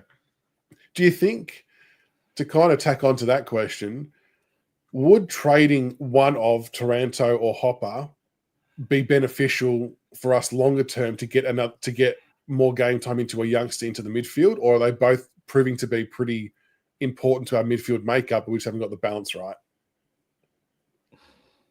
Can't answer that question. I like both of those players way too much. I can't. It's a tough one. It's a real tough one, that kind of proposition, because we gave up so much to get them, and they've been fantastic for us, especially Taranto. Yeah, it'll be interesting to see where it all leads. There you go. I didn't even see that, but you kind of raised the same question there, Phonics, about the Taranto or Hopper one. Not sure which Rogue, it's going to be a big issue if he doesn't. And I'm not disagreeing with you, because it could be cooked, but we desperately need Lynch to fill a gap for another year and a bit. Lancelot, unfortunately, it's not fully confirmed yet, but Juddy Clark has a bad knee injury. Let's put it that way. I've said the I word. Is it the same knee? I think it was. He was he was crying on the ground. It's one of those things that once you do a knee, you know what that's like when it happens again. And I think we just keep everything crossed that it's a Sam Darcy type scenario where it's not as bad as what was initially suspected. But it doesn't look good, if I'm being honest. And I know we just gave him the new contract, and I really hope we can work with him to get him back out in the park. But yeah, that if it's the worst case, that is a real shit break for Juddy Clark, who was in good form. He was in very good form. Where was the VFL game played? I saw a lot of talk about where it was played. It's played at Beaconsfield, Home Park Reserve, which is a pretty much a senior football ground for your local league, but not much by the way of VFL would ever get played there. And it sounds like that was very, very much our absolute last resort, and most definitely not our preference on where to play a home game, obviously with the developments at Putton Road. So Frankston mustn't have been available. They must have had their own game on there. But yeah, it truthfully looked like when they hit the deck, it was like hitting a slab of concrete. That's how hard it looked. Oh. Yeah. And I've got no doubt there would have been strict ground regulations and checks and stuff like that they would have to have ticked off to be viable for a ground to use at VFL level. But I reckon that's the bottom of your list type ground, I reckon. Wow. Well, I hope Juddy's all right. I'd hate to see in a couple of days Judson Clark's done his ACL again. Like, that'd just be absolutely devastating. It'd be the shittest news in the world. TNT, welcome. How's it going? But yeah, it's because he was in such good form. That's the frustrating. When he was playing senior football, he was pretty good. Yeah. And again, even in the game time he had today, he was showing the weapons he had. He kicked a really nice goal from outside 50 early on. He was on fire. He was on fire. But yes, not to be. What would you rate the season thus far? At the halfway mark of the year, I know today was a bit of a shit one, but how would you say we're tracking? On a scale of 1 to 10, I'd give the season thus far a 6 to 7 out of 10. 6.57. Fair enough. What would you be hoping to see for the back half of the year? One more win against a team that no one expects us to beat. So I reckon the back half of our draw is a little bit tougher than the first half. I think this middle segment was our best chance to get an extra win for the now. And we obviously botched a couple, but yeah, it would be nice to get another win for the end of the year. Yeah, because based off of what I think is coming up, we play the Bulldogs, we play North in Tasmania, we play West Coast in WA, we play Geelong in Geelong, and then last round we still have to play Collingwood, and we play Geelong again. For some reason, we have to play Geelong twice in very quick succession. Yeah, we play Geelong round, I think 20, and then we play them again in the last round of the season. It's a tough draw. Like, you read out those games, I'm thinking, shit, where are we going to pull a win from? I feel maybe we beat West Coast in WA. Maybe. Yeah, but I don't know. I mean, there could be an argument had that they might be hopeful to get last to then get pick 2 for a compo pick for Allen leaving. The North Melbourne and Tassie will be tough. We play Adelaide. We still have to play Adelaide. That's unless we're going to pull another game here. like against the Gold Coast, but no one expects it, like you said, and we end up dragging a win. But that'd be so again, funny if we beat Gold Coast twice in the same year and on their home deck. That'd be hilarious. That would be quite entertaining. But it would be nice to somehow get to, I would have loved to have gotten 5 or 6 wins for the year. I think that's now a stretch too far because I reckon we needed to get bulk of that done against a North and Essendon, the GWS game, which I know no one thought we were going to win, but we probably should have. We should have had that all pretty much done and dusted. But you know what? No one's Damo Barrett, purple if you're nasty, said we weren't going to win a game. We've won 3.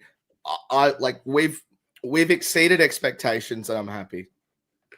Yeah, and we've sort of said all along that anything that we win from here on out is a bonus. You just want to keep making sure you're competitive and tracking in the right direction. And we've only been smashed 3 times. Yeah, and I mean, I'm genuinely scared about what that looks like with the back half of the year. I mean, the Bulldogs game, Adelaide, Geelong twice, they could get nasty. But what I am excited about is that at some point in these next 4 or 5 weeks, we're going to see Lawler, hopefully Smiley, Taj Houghton, Josh Gibcus, and then a bit later on, Harry Armstrong. So there's actually still quite a bit to look forward to in the back half of the year, which will hopefully keep it fresh and exciting. And you just never know your luck with some enthusiasm out in the park. Yeah.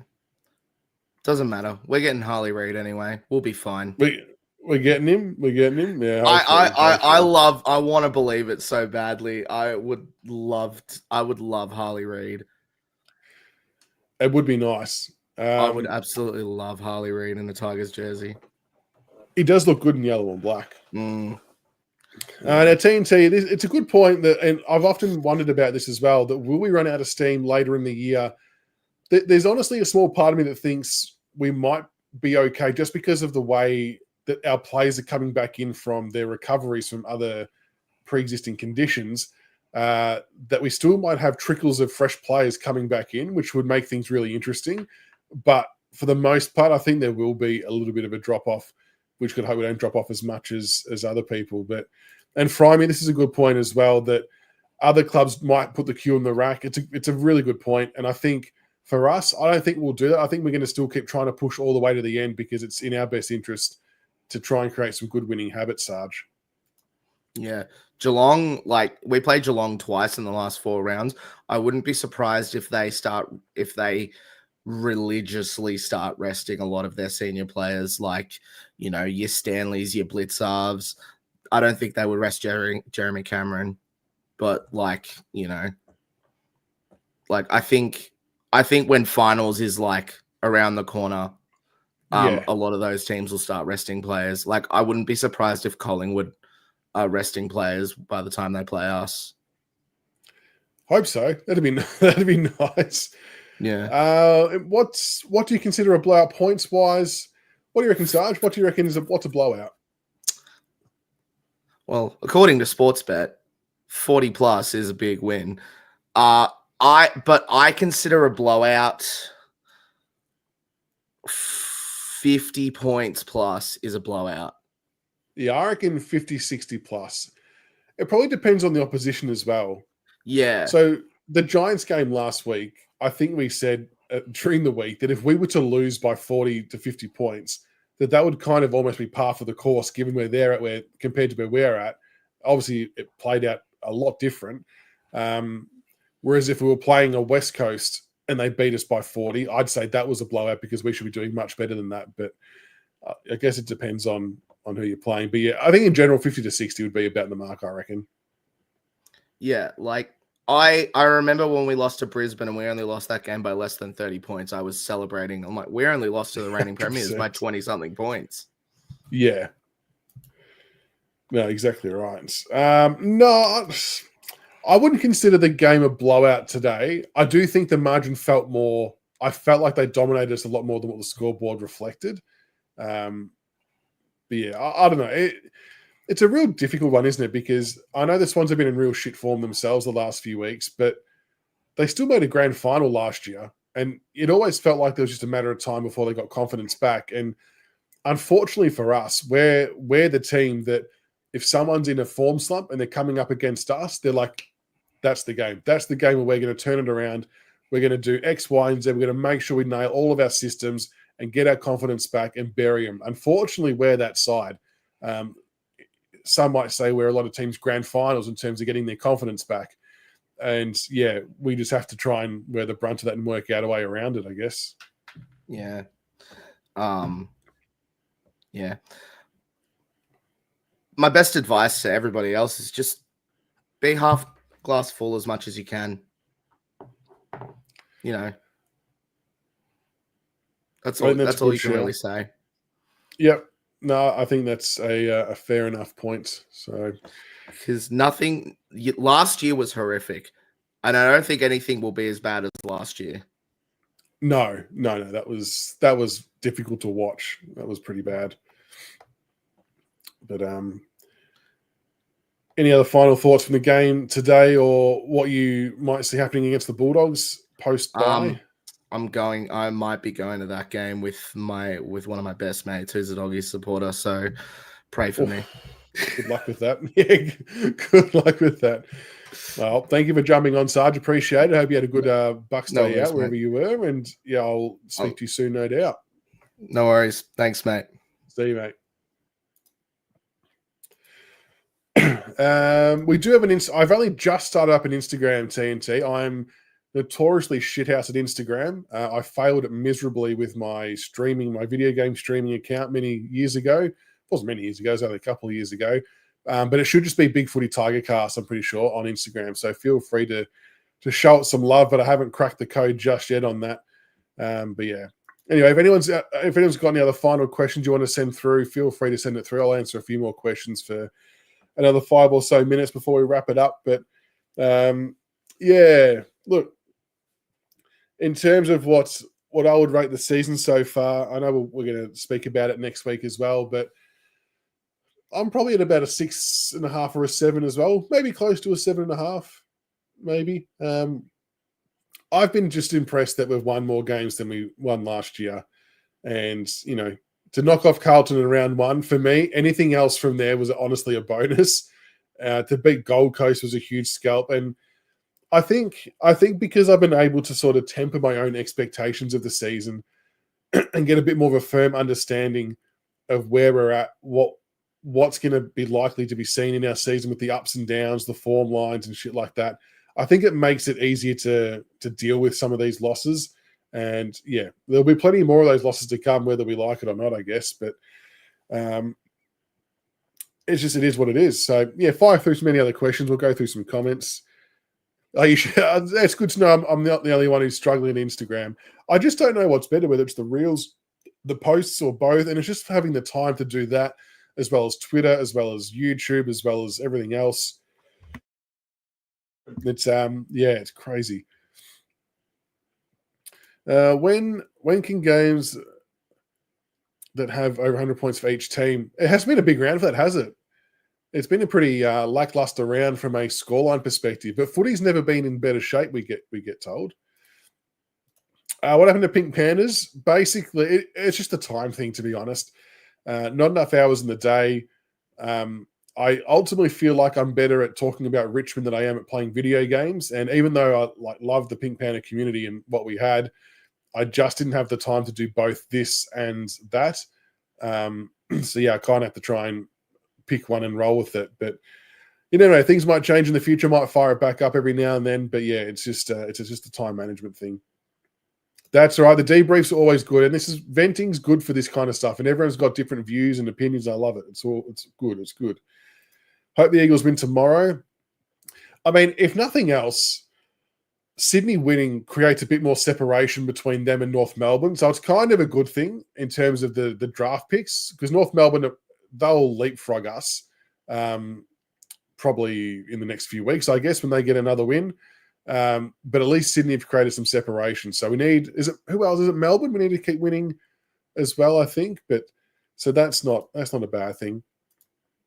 And in terms of our shining light, who's been our shining light this year? Seth Campbell's been a really good shining light.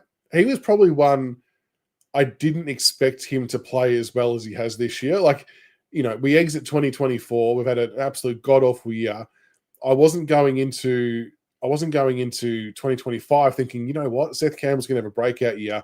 But he's been pretty good. I know he's had a couple of down games, but he's a bit of a live wire, and I'm liking what I'm seeing and where it could go for him. Would love to see him go through the middle at some stage. Luke Trainer, I've been impressed with. Given we draft him, there's questions on his durability with the head knocks and things like that. And then he's played almost every game and been a pretty solid player for us. You can see he's a competitive animal. You can see he's got the skill, and he's only going to get better. Like, he just looks so composed. Pardon me, I'm still struggling with this sickness. Yeah, everyone's cheering for West Coast. Yep. No, it definitely is a grind. 3 of us who struggle have decided to focus mainly on Insta and TikTok for socials. Yeah, nice.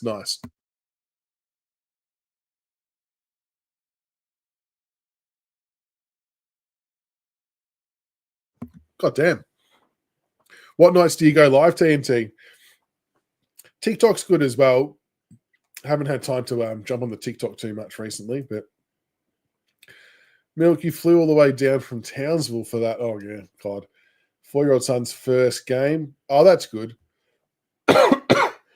Was it a big atmosphere? It didn't seem like it on TV, but as long as the 4-year-old son had fun, that's a big tick. That's a big tick, because it can be difficult to have the kids there at the footy, so that's good.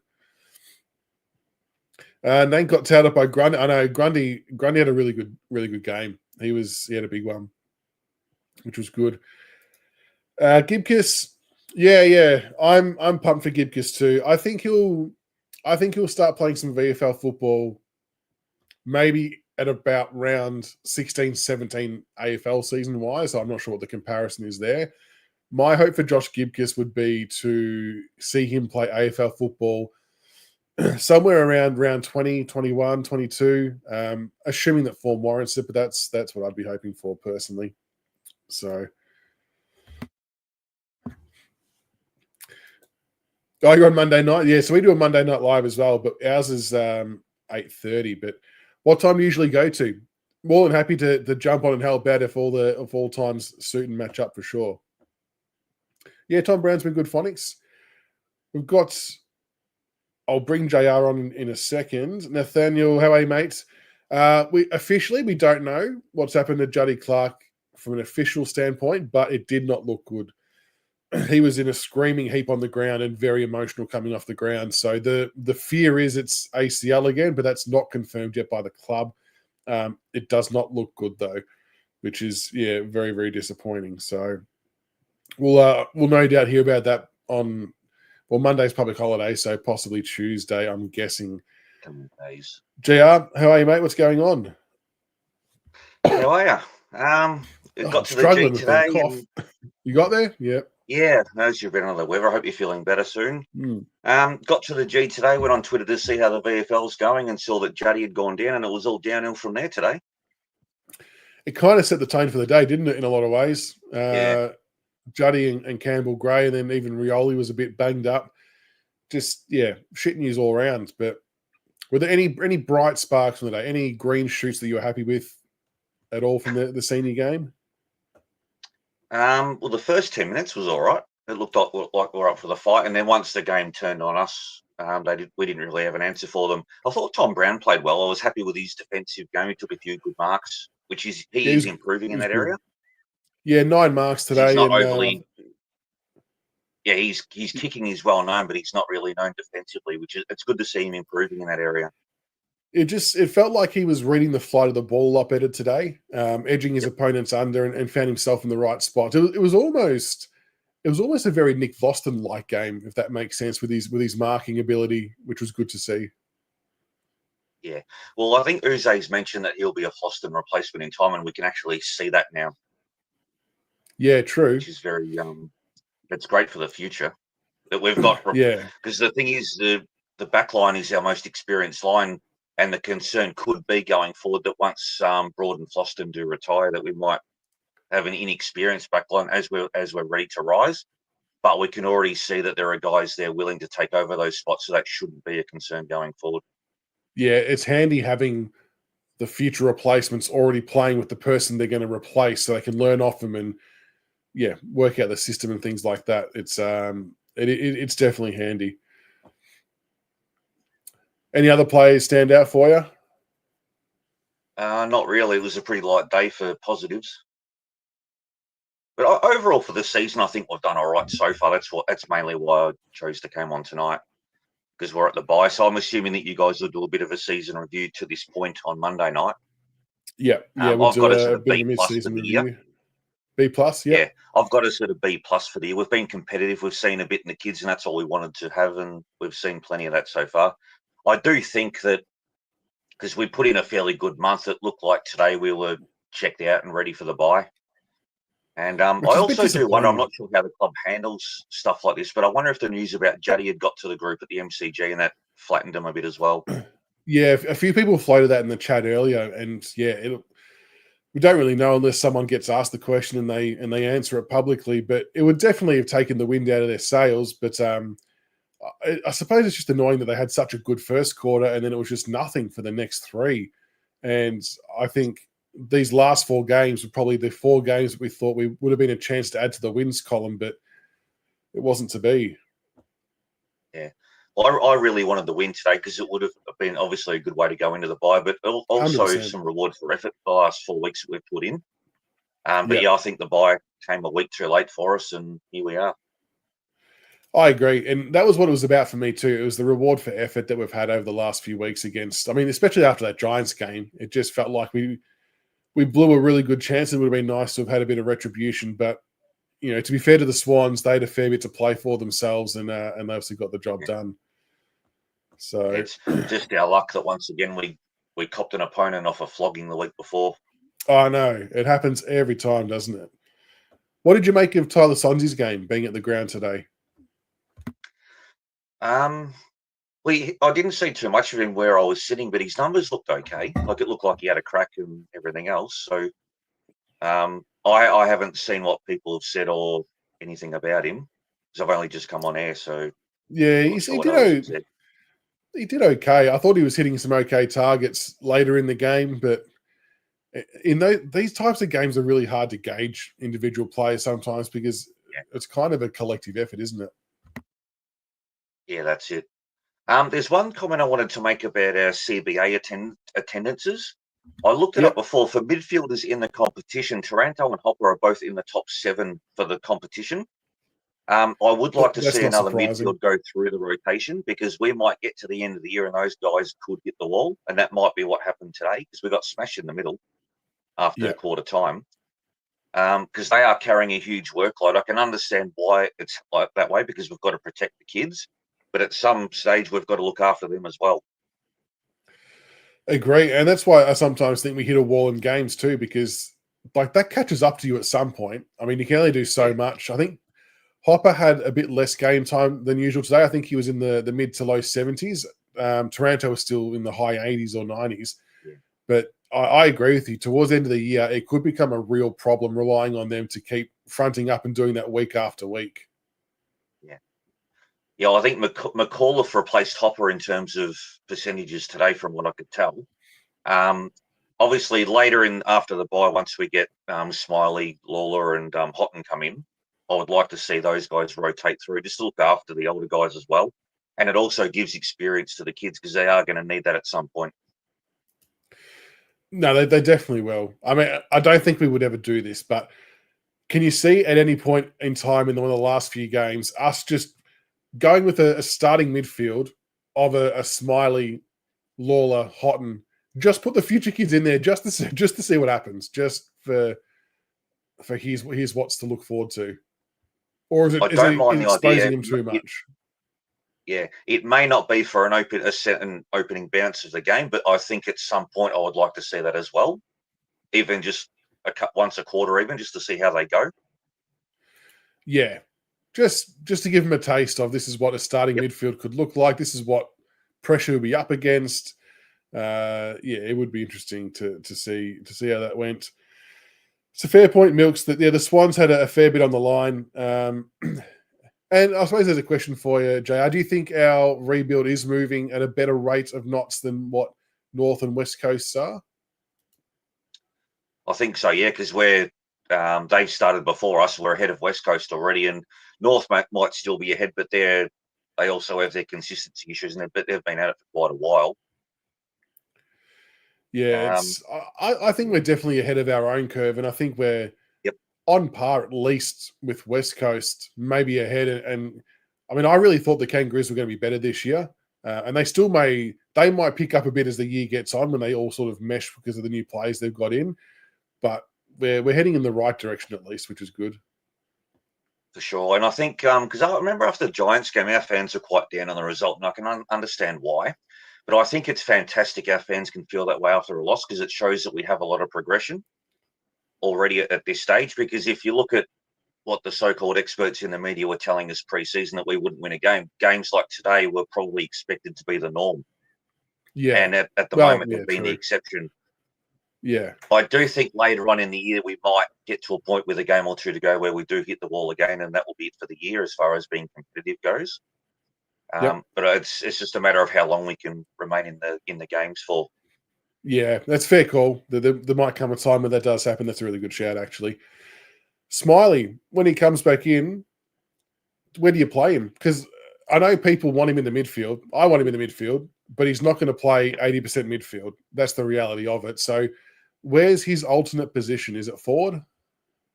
Use his height. I think midfield because his issue, when he's not midfield, where does he play? Yeah, well, the report that we got on Smiley the last couple of weeks reads like he is okay to play, but I think they've picked up on, because obviously his form in the VFL was a topic of discussion.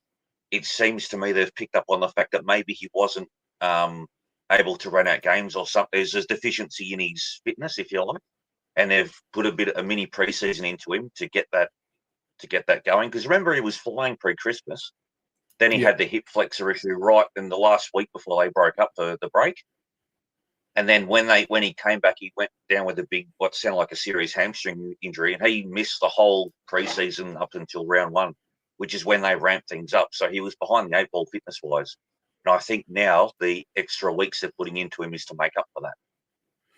When he's not playing That's how I midfield read. minutes, though, what position would you play him in when he's not in the midfield?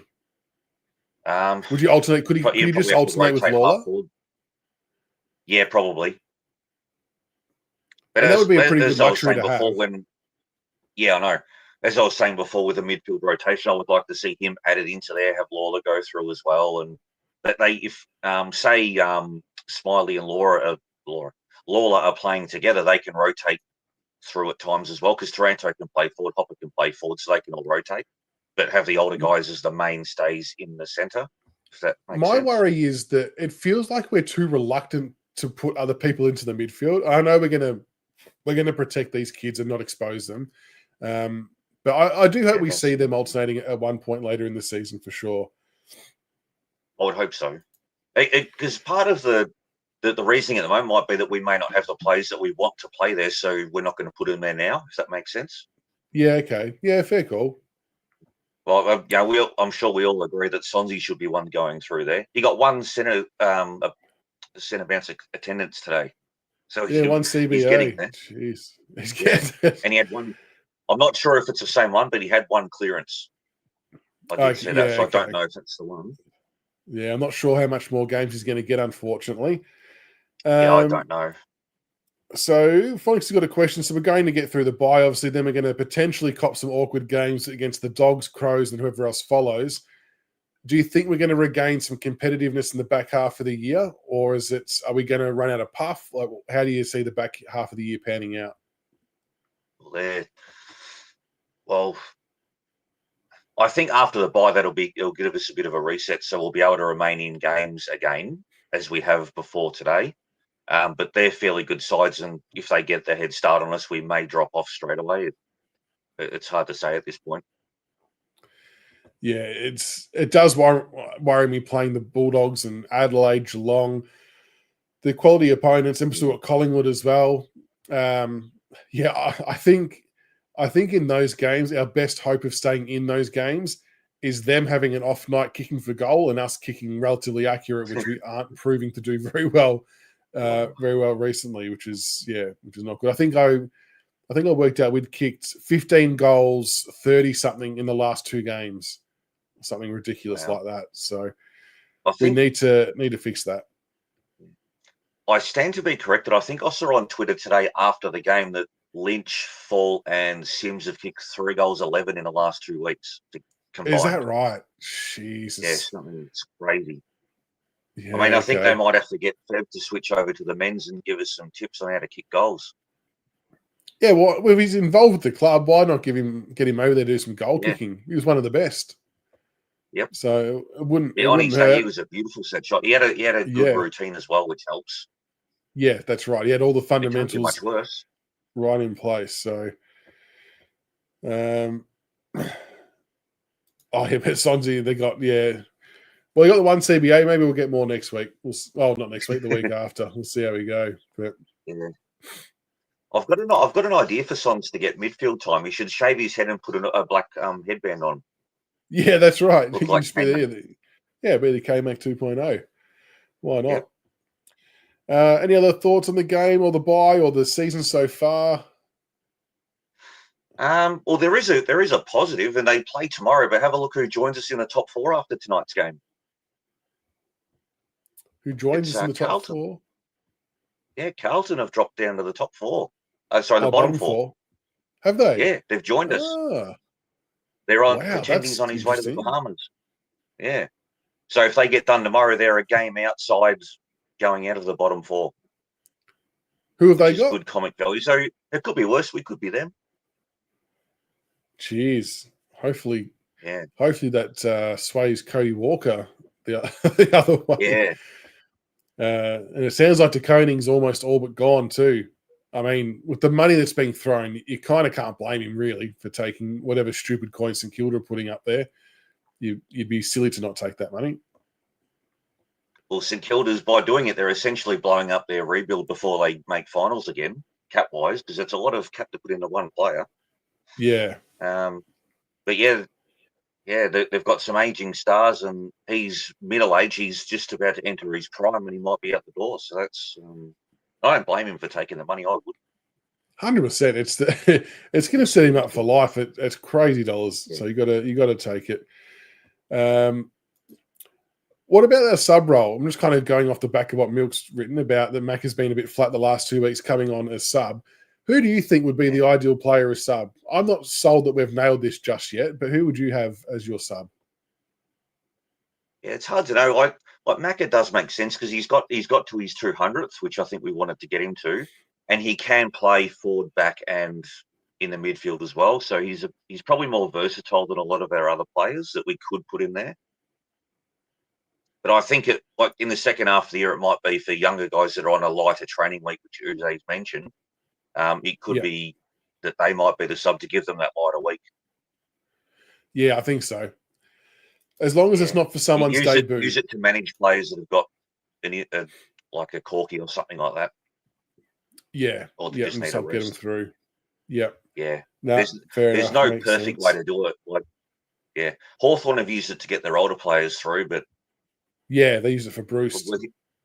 We're already lacking experience as it is on field at the moment, so we probably can't do that. Good question with this one. So obviously Lawler, Houghton, and Smiley will be coming in not next week, but let's say at about around 17, 18, 19, somewhere around that mark. I know there's a lot to play out between now and then, but if everyone was fit and firing in the team that played today, who would you take out to put those three in? I'll throw in Elgar to come in at some stage too. He's got to get a run. Yeah.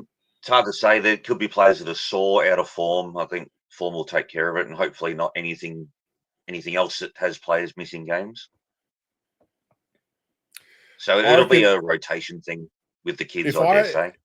If I had to pick players to exit the side right now that played today to make way for those three, I reckon it would be Steely Green, Jack Ross, and I think Sonsie would make way for one of them as well to slot those three back in. But then if I'm talking about Jasper Elgar as well... Well, you would think Green would go out for Elgar because they play the same role. Yeah, so that'd be the more like for like. Yeah. And then Ross... maybe it is someone like a Camden McIntosh. Oh, no, it'd be Caleb Smith would be the other one I would take out. Yeah. So I'd do. So if we add Elgar to that list, we'd have Lawler, Houghton, Smiley, Elgar in, Ross, Sonsie, Caleb Smith, Green as the outs. If I had to make a change based on today's game, but there's going to be some selection headaches for sure in the coming weeks, which is good. It's good that there's still pressure on players to perform. Yeah, that's the best way to have a good culture. I appreciate that, Milk. No, love that you're enjoying what we're doing. Appreciate it. All right, well, my throat is absolutely cooked, so and we've got to get ready for Monday night. But I appreciate you jumping on, JR. Much appreciated. And yeah, we'll no doubt touch base and reconvene during the week. Oh, what are your thoughts quickly on the? Did you see the Tom Stewart incident? Have you seen that yet? Yeah, I have seen that. What are your thoughts? It was a fair bump because he got him well. I don't like the system around it because if it was a couple of other inches either way, it's a concussion. That's straight to the tribunal. So they really need to sort that out so that we know once and for all what's what.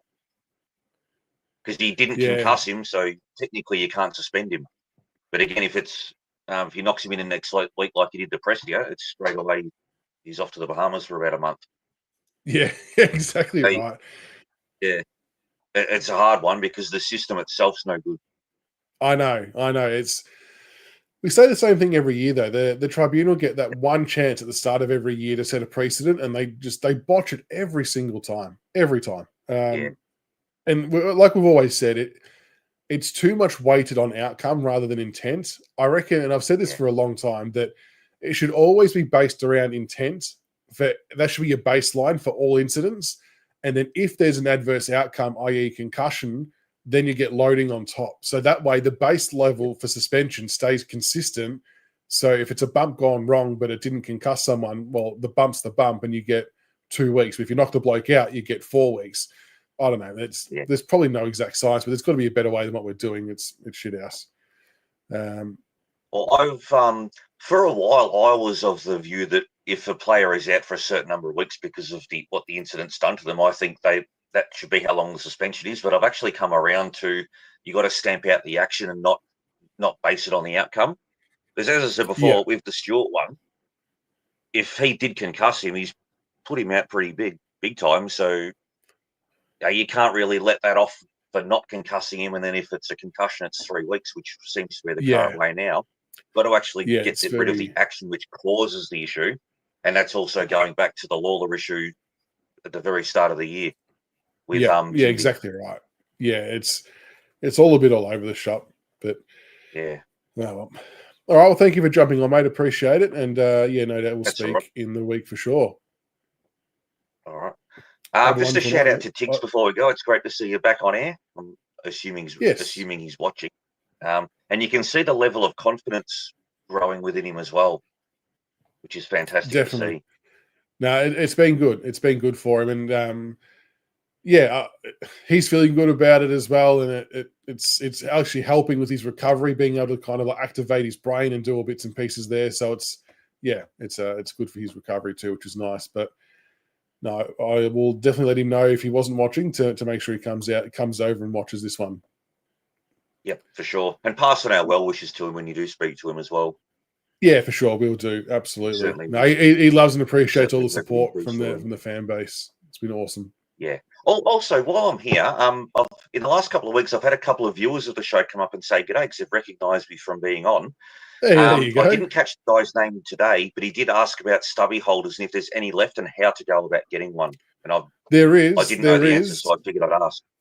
No, there is. If anyone wants, have I got one here? Yeah, I've got stubby holder here. So you can just shoot us a message on Facebook, Twitter, Instagram, whatever you want, and we can definitely get that sorted. I do have the footballs here as well, which I have to actually post images of, but I've been extremely unorganized and lazy. But stubby holder is definitely still available. So if anyone wants a stubby holder, message us and we can sort that all out. They're $10 each, and they're pretty good quality. I think Sarge was using one before as well. So.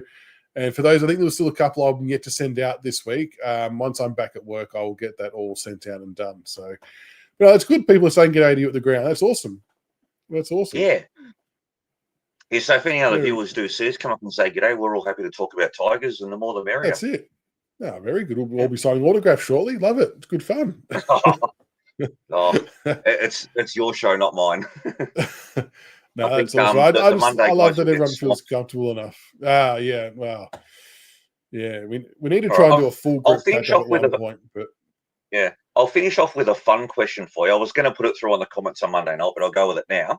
We've got the big freeze slide tomorrow. If the Monday panel were going on the show under the name of the Doozy, what costume do you think each panel member would be wearing? I mean, well, unquestionably, Tiggs is wearing leather pants, probably draped in some LED strips, kind of like from his $9,000 computer. CV would have to be in a bathrobe of some kind. Yeah, because when they're waiting in line, they've got the robe on, so he may not take his off. That's right. He would just go down fully robed. Yeah. Grok, I feel like we'd have to put him in the Geelong outfit just because it would piss him off. Being down there, I don't think he'd like that too much. No. What would we do for EJ? Could it like an Angry Anderson type costume? He'd have to go down at least holding a couple of bottles of wine, I reckon, given that's his. Oh yeah, he loves the wine. I don't know what I would go down as. You'd probably let the kids choose yours, Buzz Lightyear or something like that. Yeah, they'd probably put me in some Hawthorne gear just to wind me up, I reckon. Oh. But, no, it's a good question. When you go into the ice bath, just leave that one in there. Yes. It doesn't need to come out. Yeah, I know. All right. Well, have a wonderful night, mate. Thank you for stopping by. And we'll talk in the week, no doubt. Yeah, we'll do. Go Tigers. Speak soon. Absolutely. And get well soon. Yeah. I'm almost on the back end of it, but hopefully in a few more days we'll be good to go. But yeah, it's just a bit annoying at the moment. So I appreciate that. Yeah, that's all right. No worries. Take All care. right, mate. Speak soon. Okay, thanks everybody for jumping on side. Appreciate it. I'll love a footy. Yeah, I should. It's the same one that's behind me. That one there. So it's a PVC 20 centimeter mini. So I'll get some actual images and stuff put up. Like I said, I've just been a bit lazy and hamstrung for time. But thank you so much to everybody for jumping on side. Appreciate it. Thanks to everybody in the comments for chatting as well. It's always good to talk footy and to vent and get things off your chest, especially after a bad loss. And at the end of the day, the sun always comes up the next day. And it's not always as bad as what it maybe seems, despite how frustrating it can be at that given point in time. But we've got the bye, so we've got the week off. So Monday night we'll be doing a mid-season review show. I haven't fully worked out what that will entail yet, but we'll work that out over the coming days. Wednesday night, we're going to be doing another live show with our round 1 2026 best 22, which is going to be very interesting. So there's honestly, do yourself a favor, try and put together your best 22 for 2026 round 1. The amount of players that miss out is extraordinary. So yeah, we'll reveal that on Wednesday night. And then, yeah, we'll think of some other videos to do in between. I've got to get Jordan back on from centre half bench to do our grading of the players at mid-season as well. So we'll do that too. And yeah, we'll keep plugging along from there. But have a great night, everybody. And I appreciate all love and support. God damn, I was trying to hold it off for as long as I could. And until next time, go Tigers. Thanks for tuning in, folks.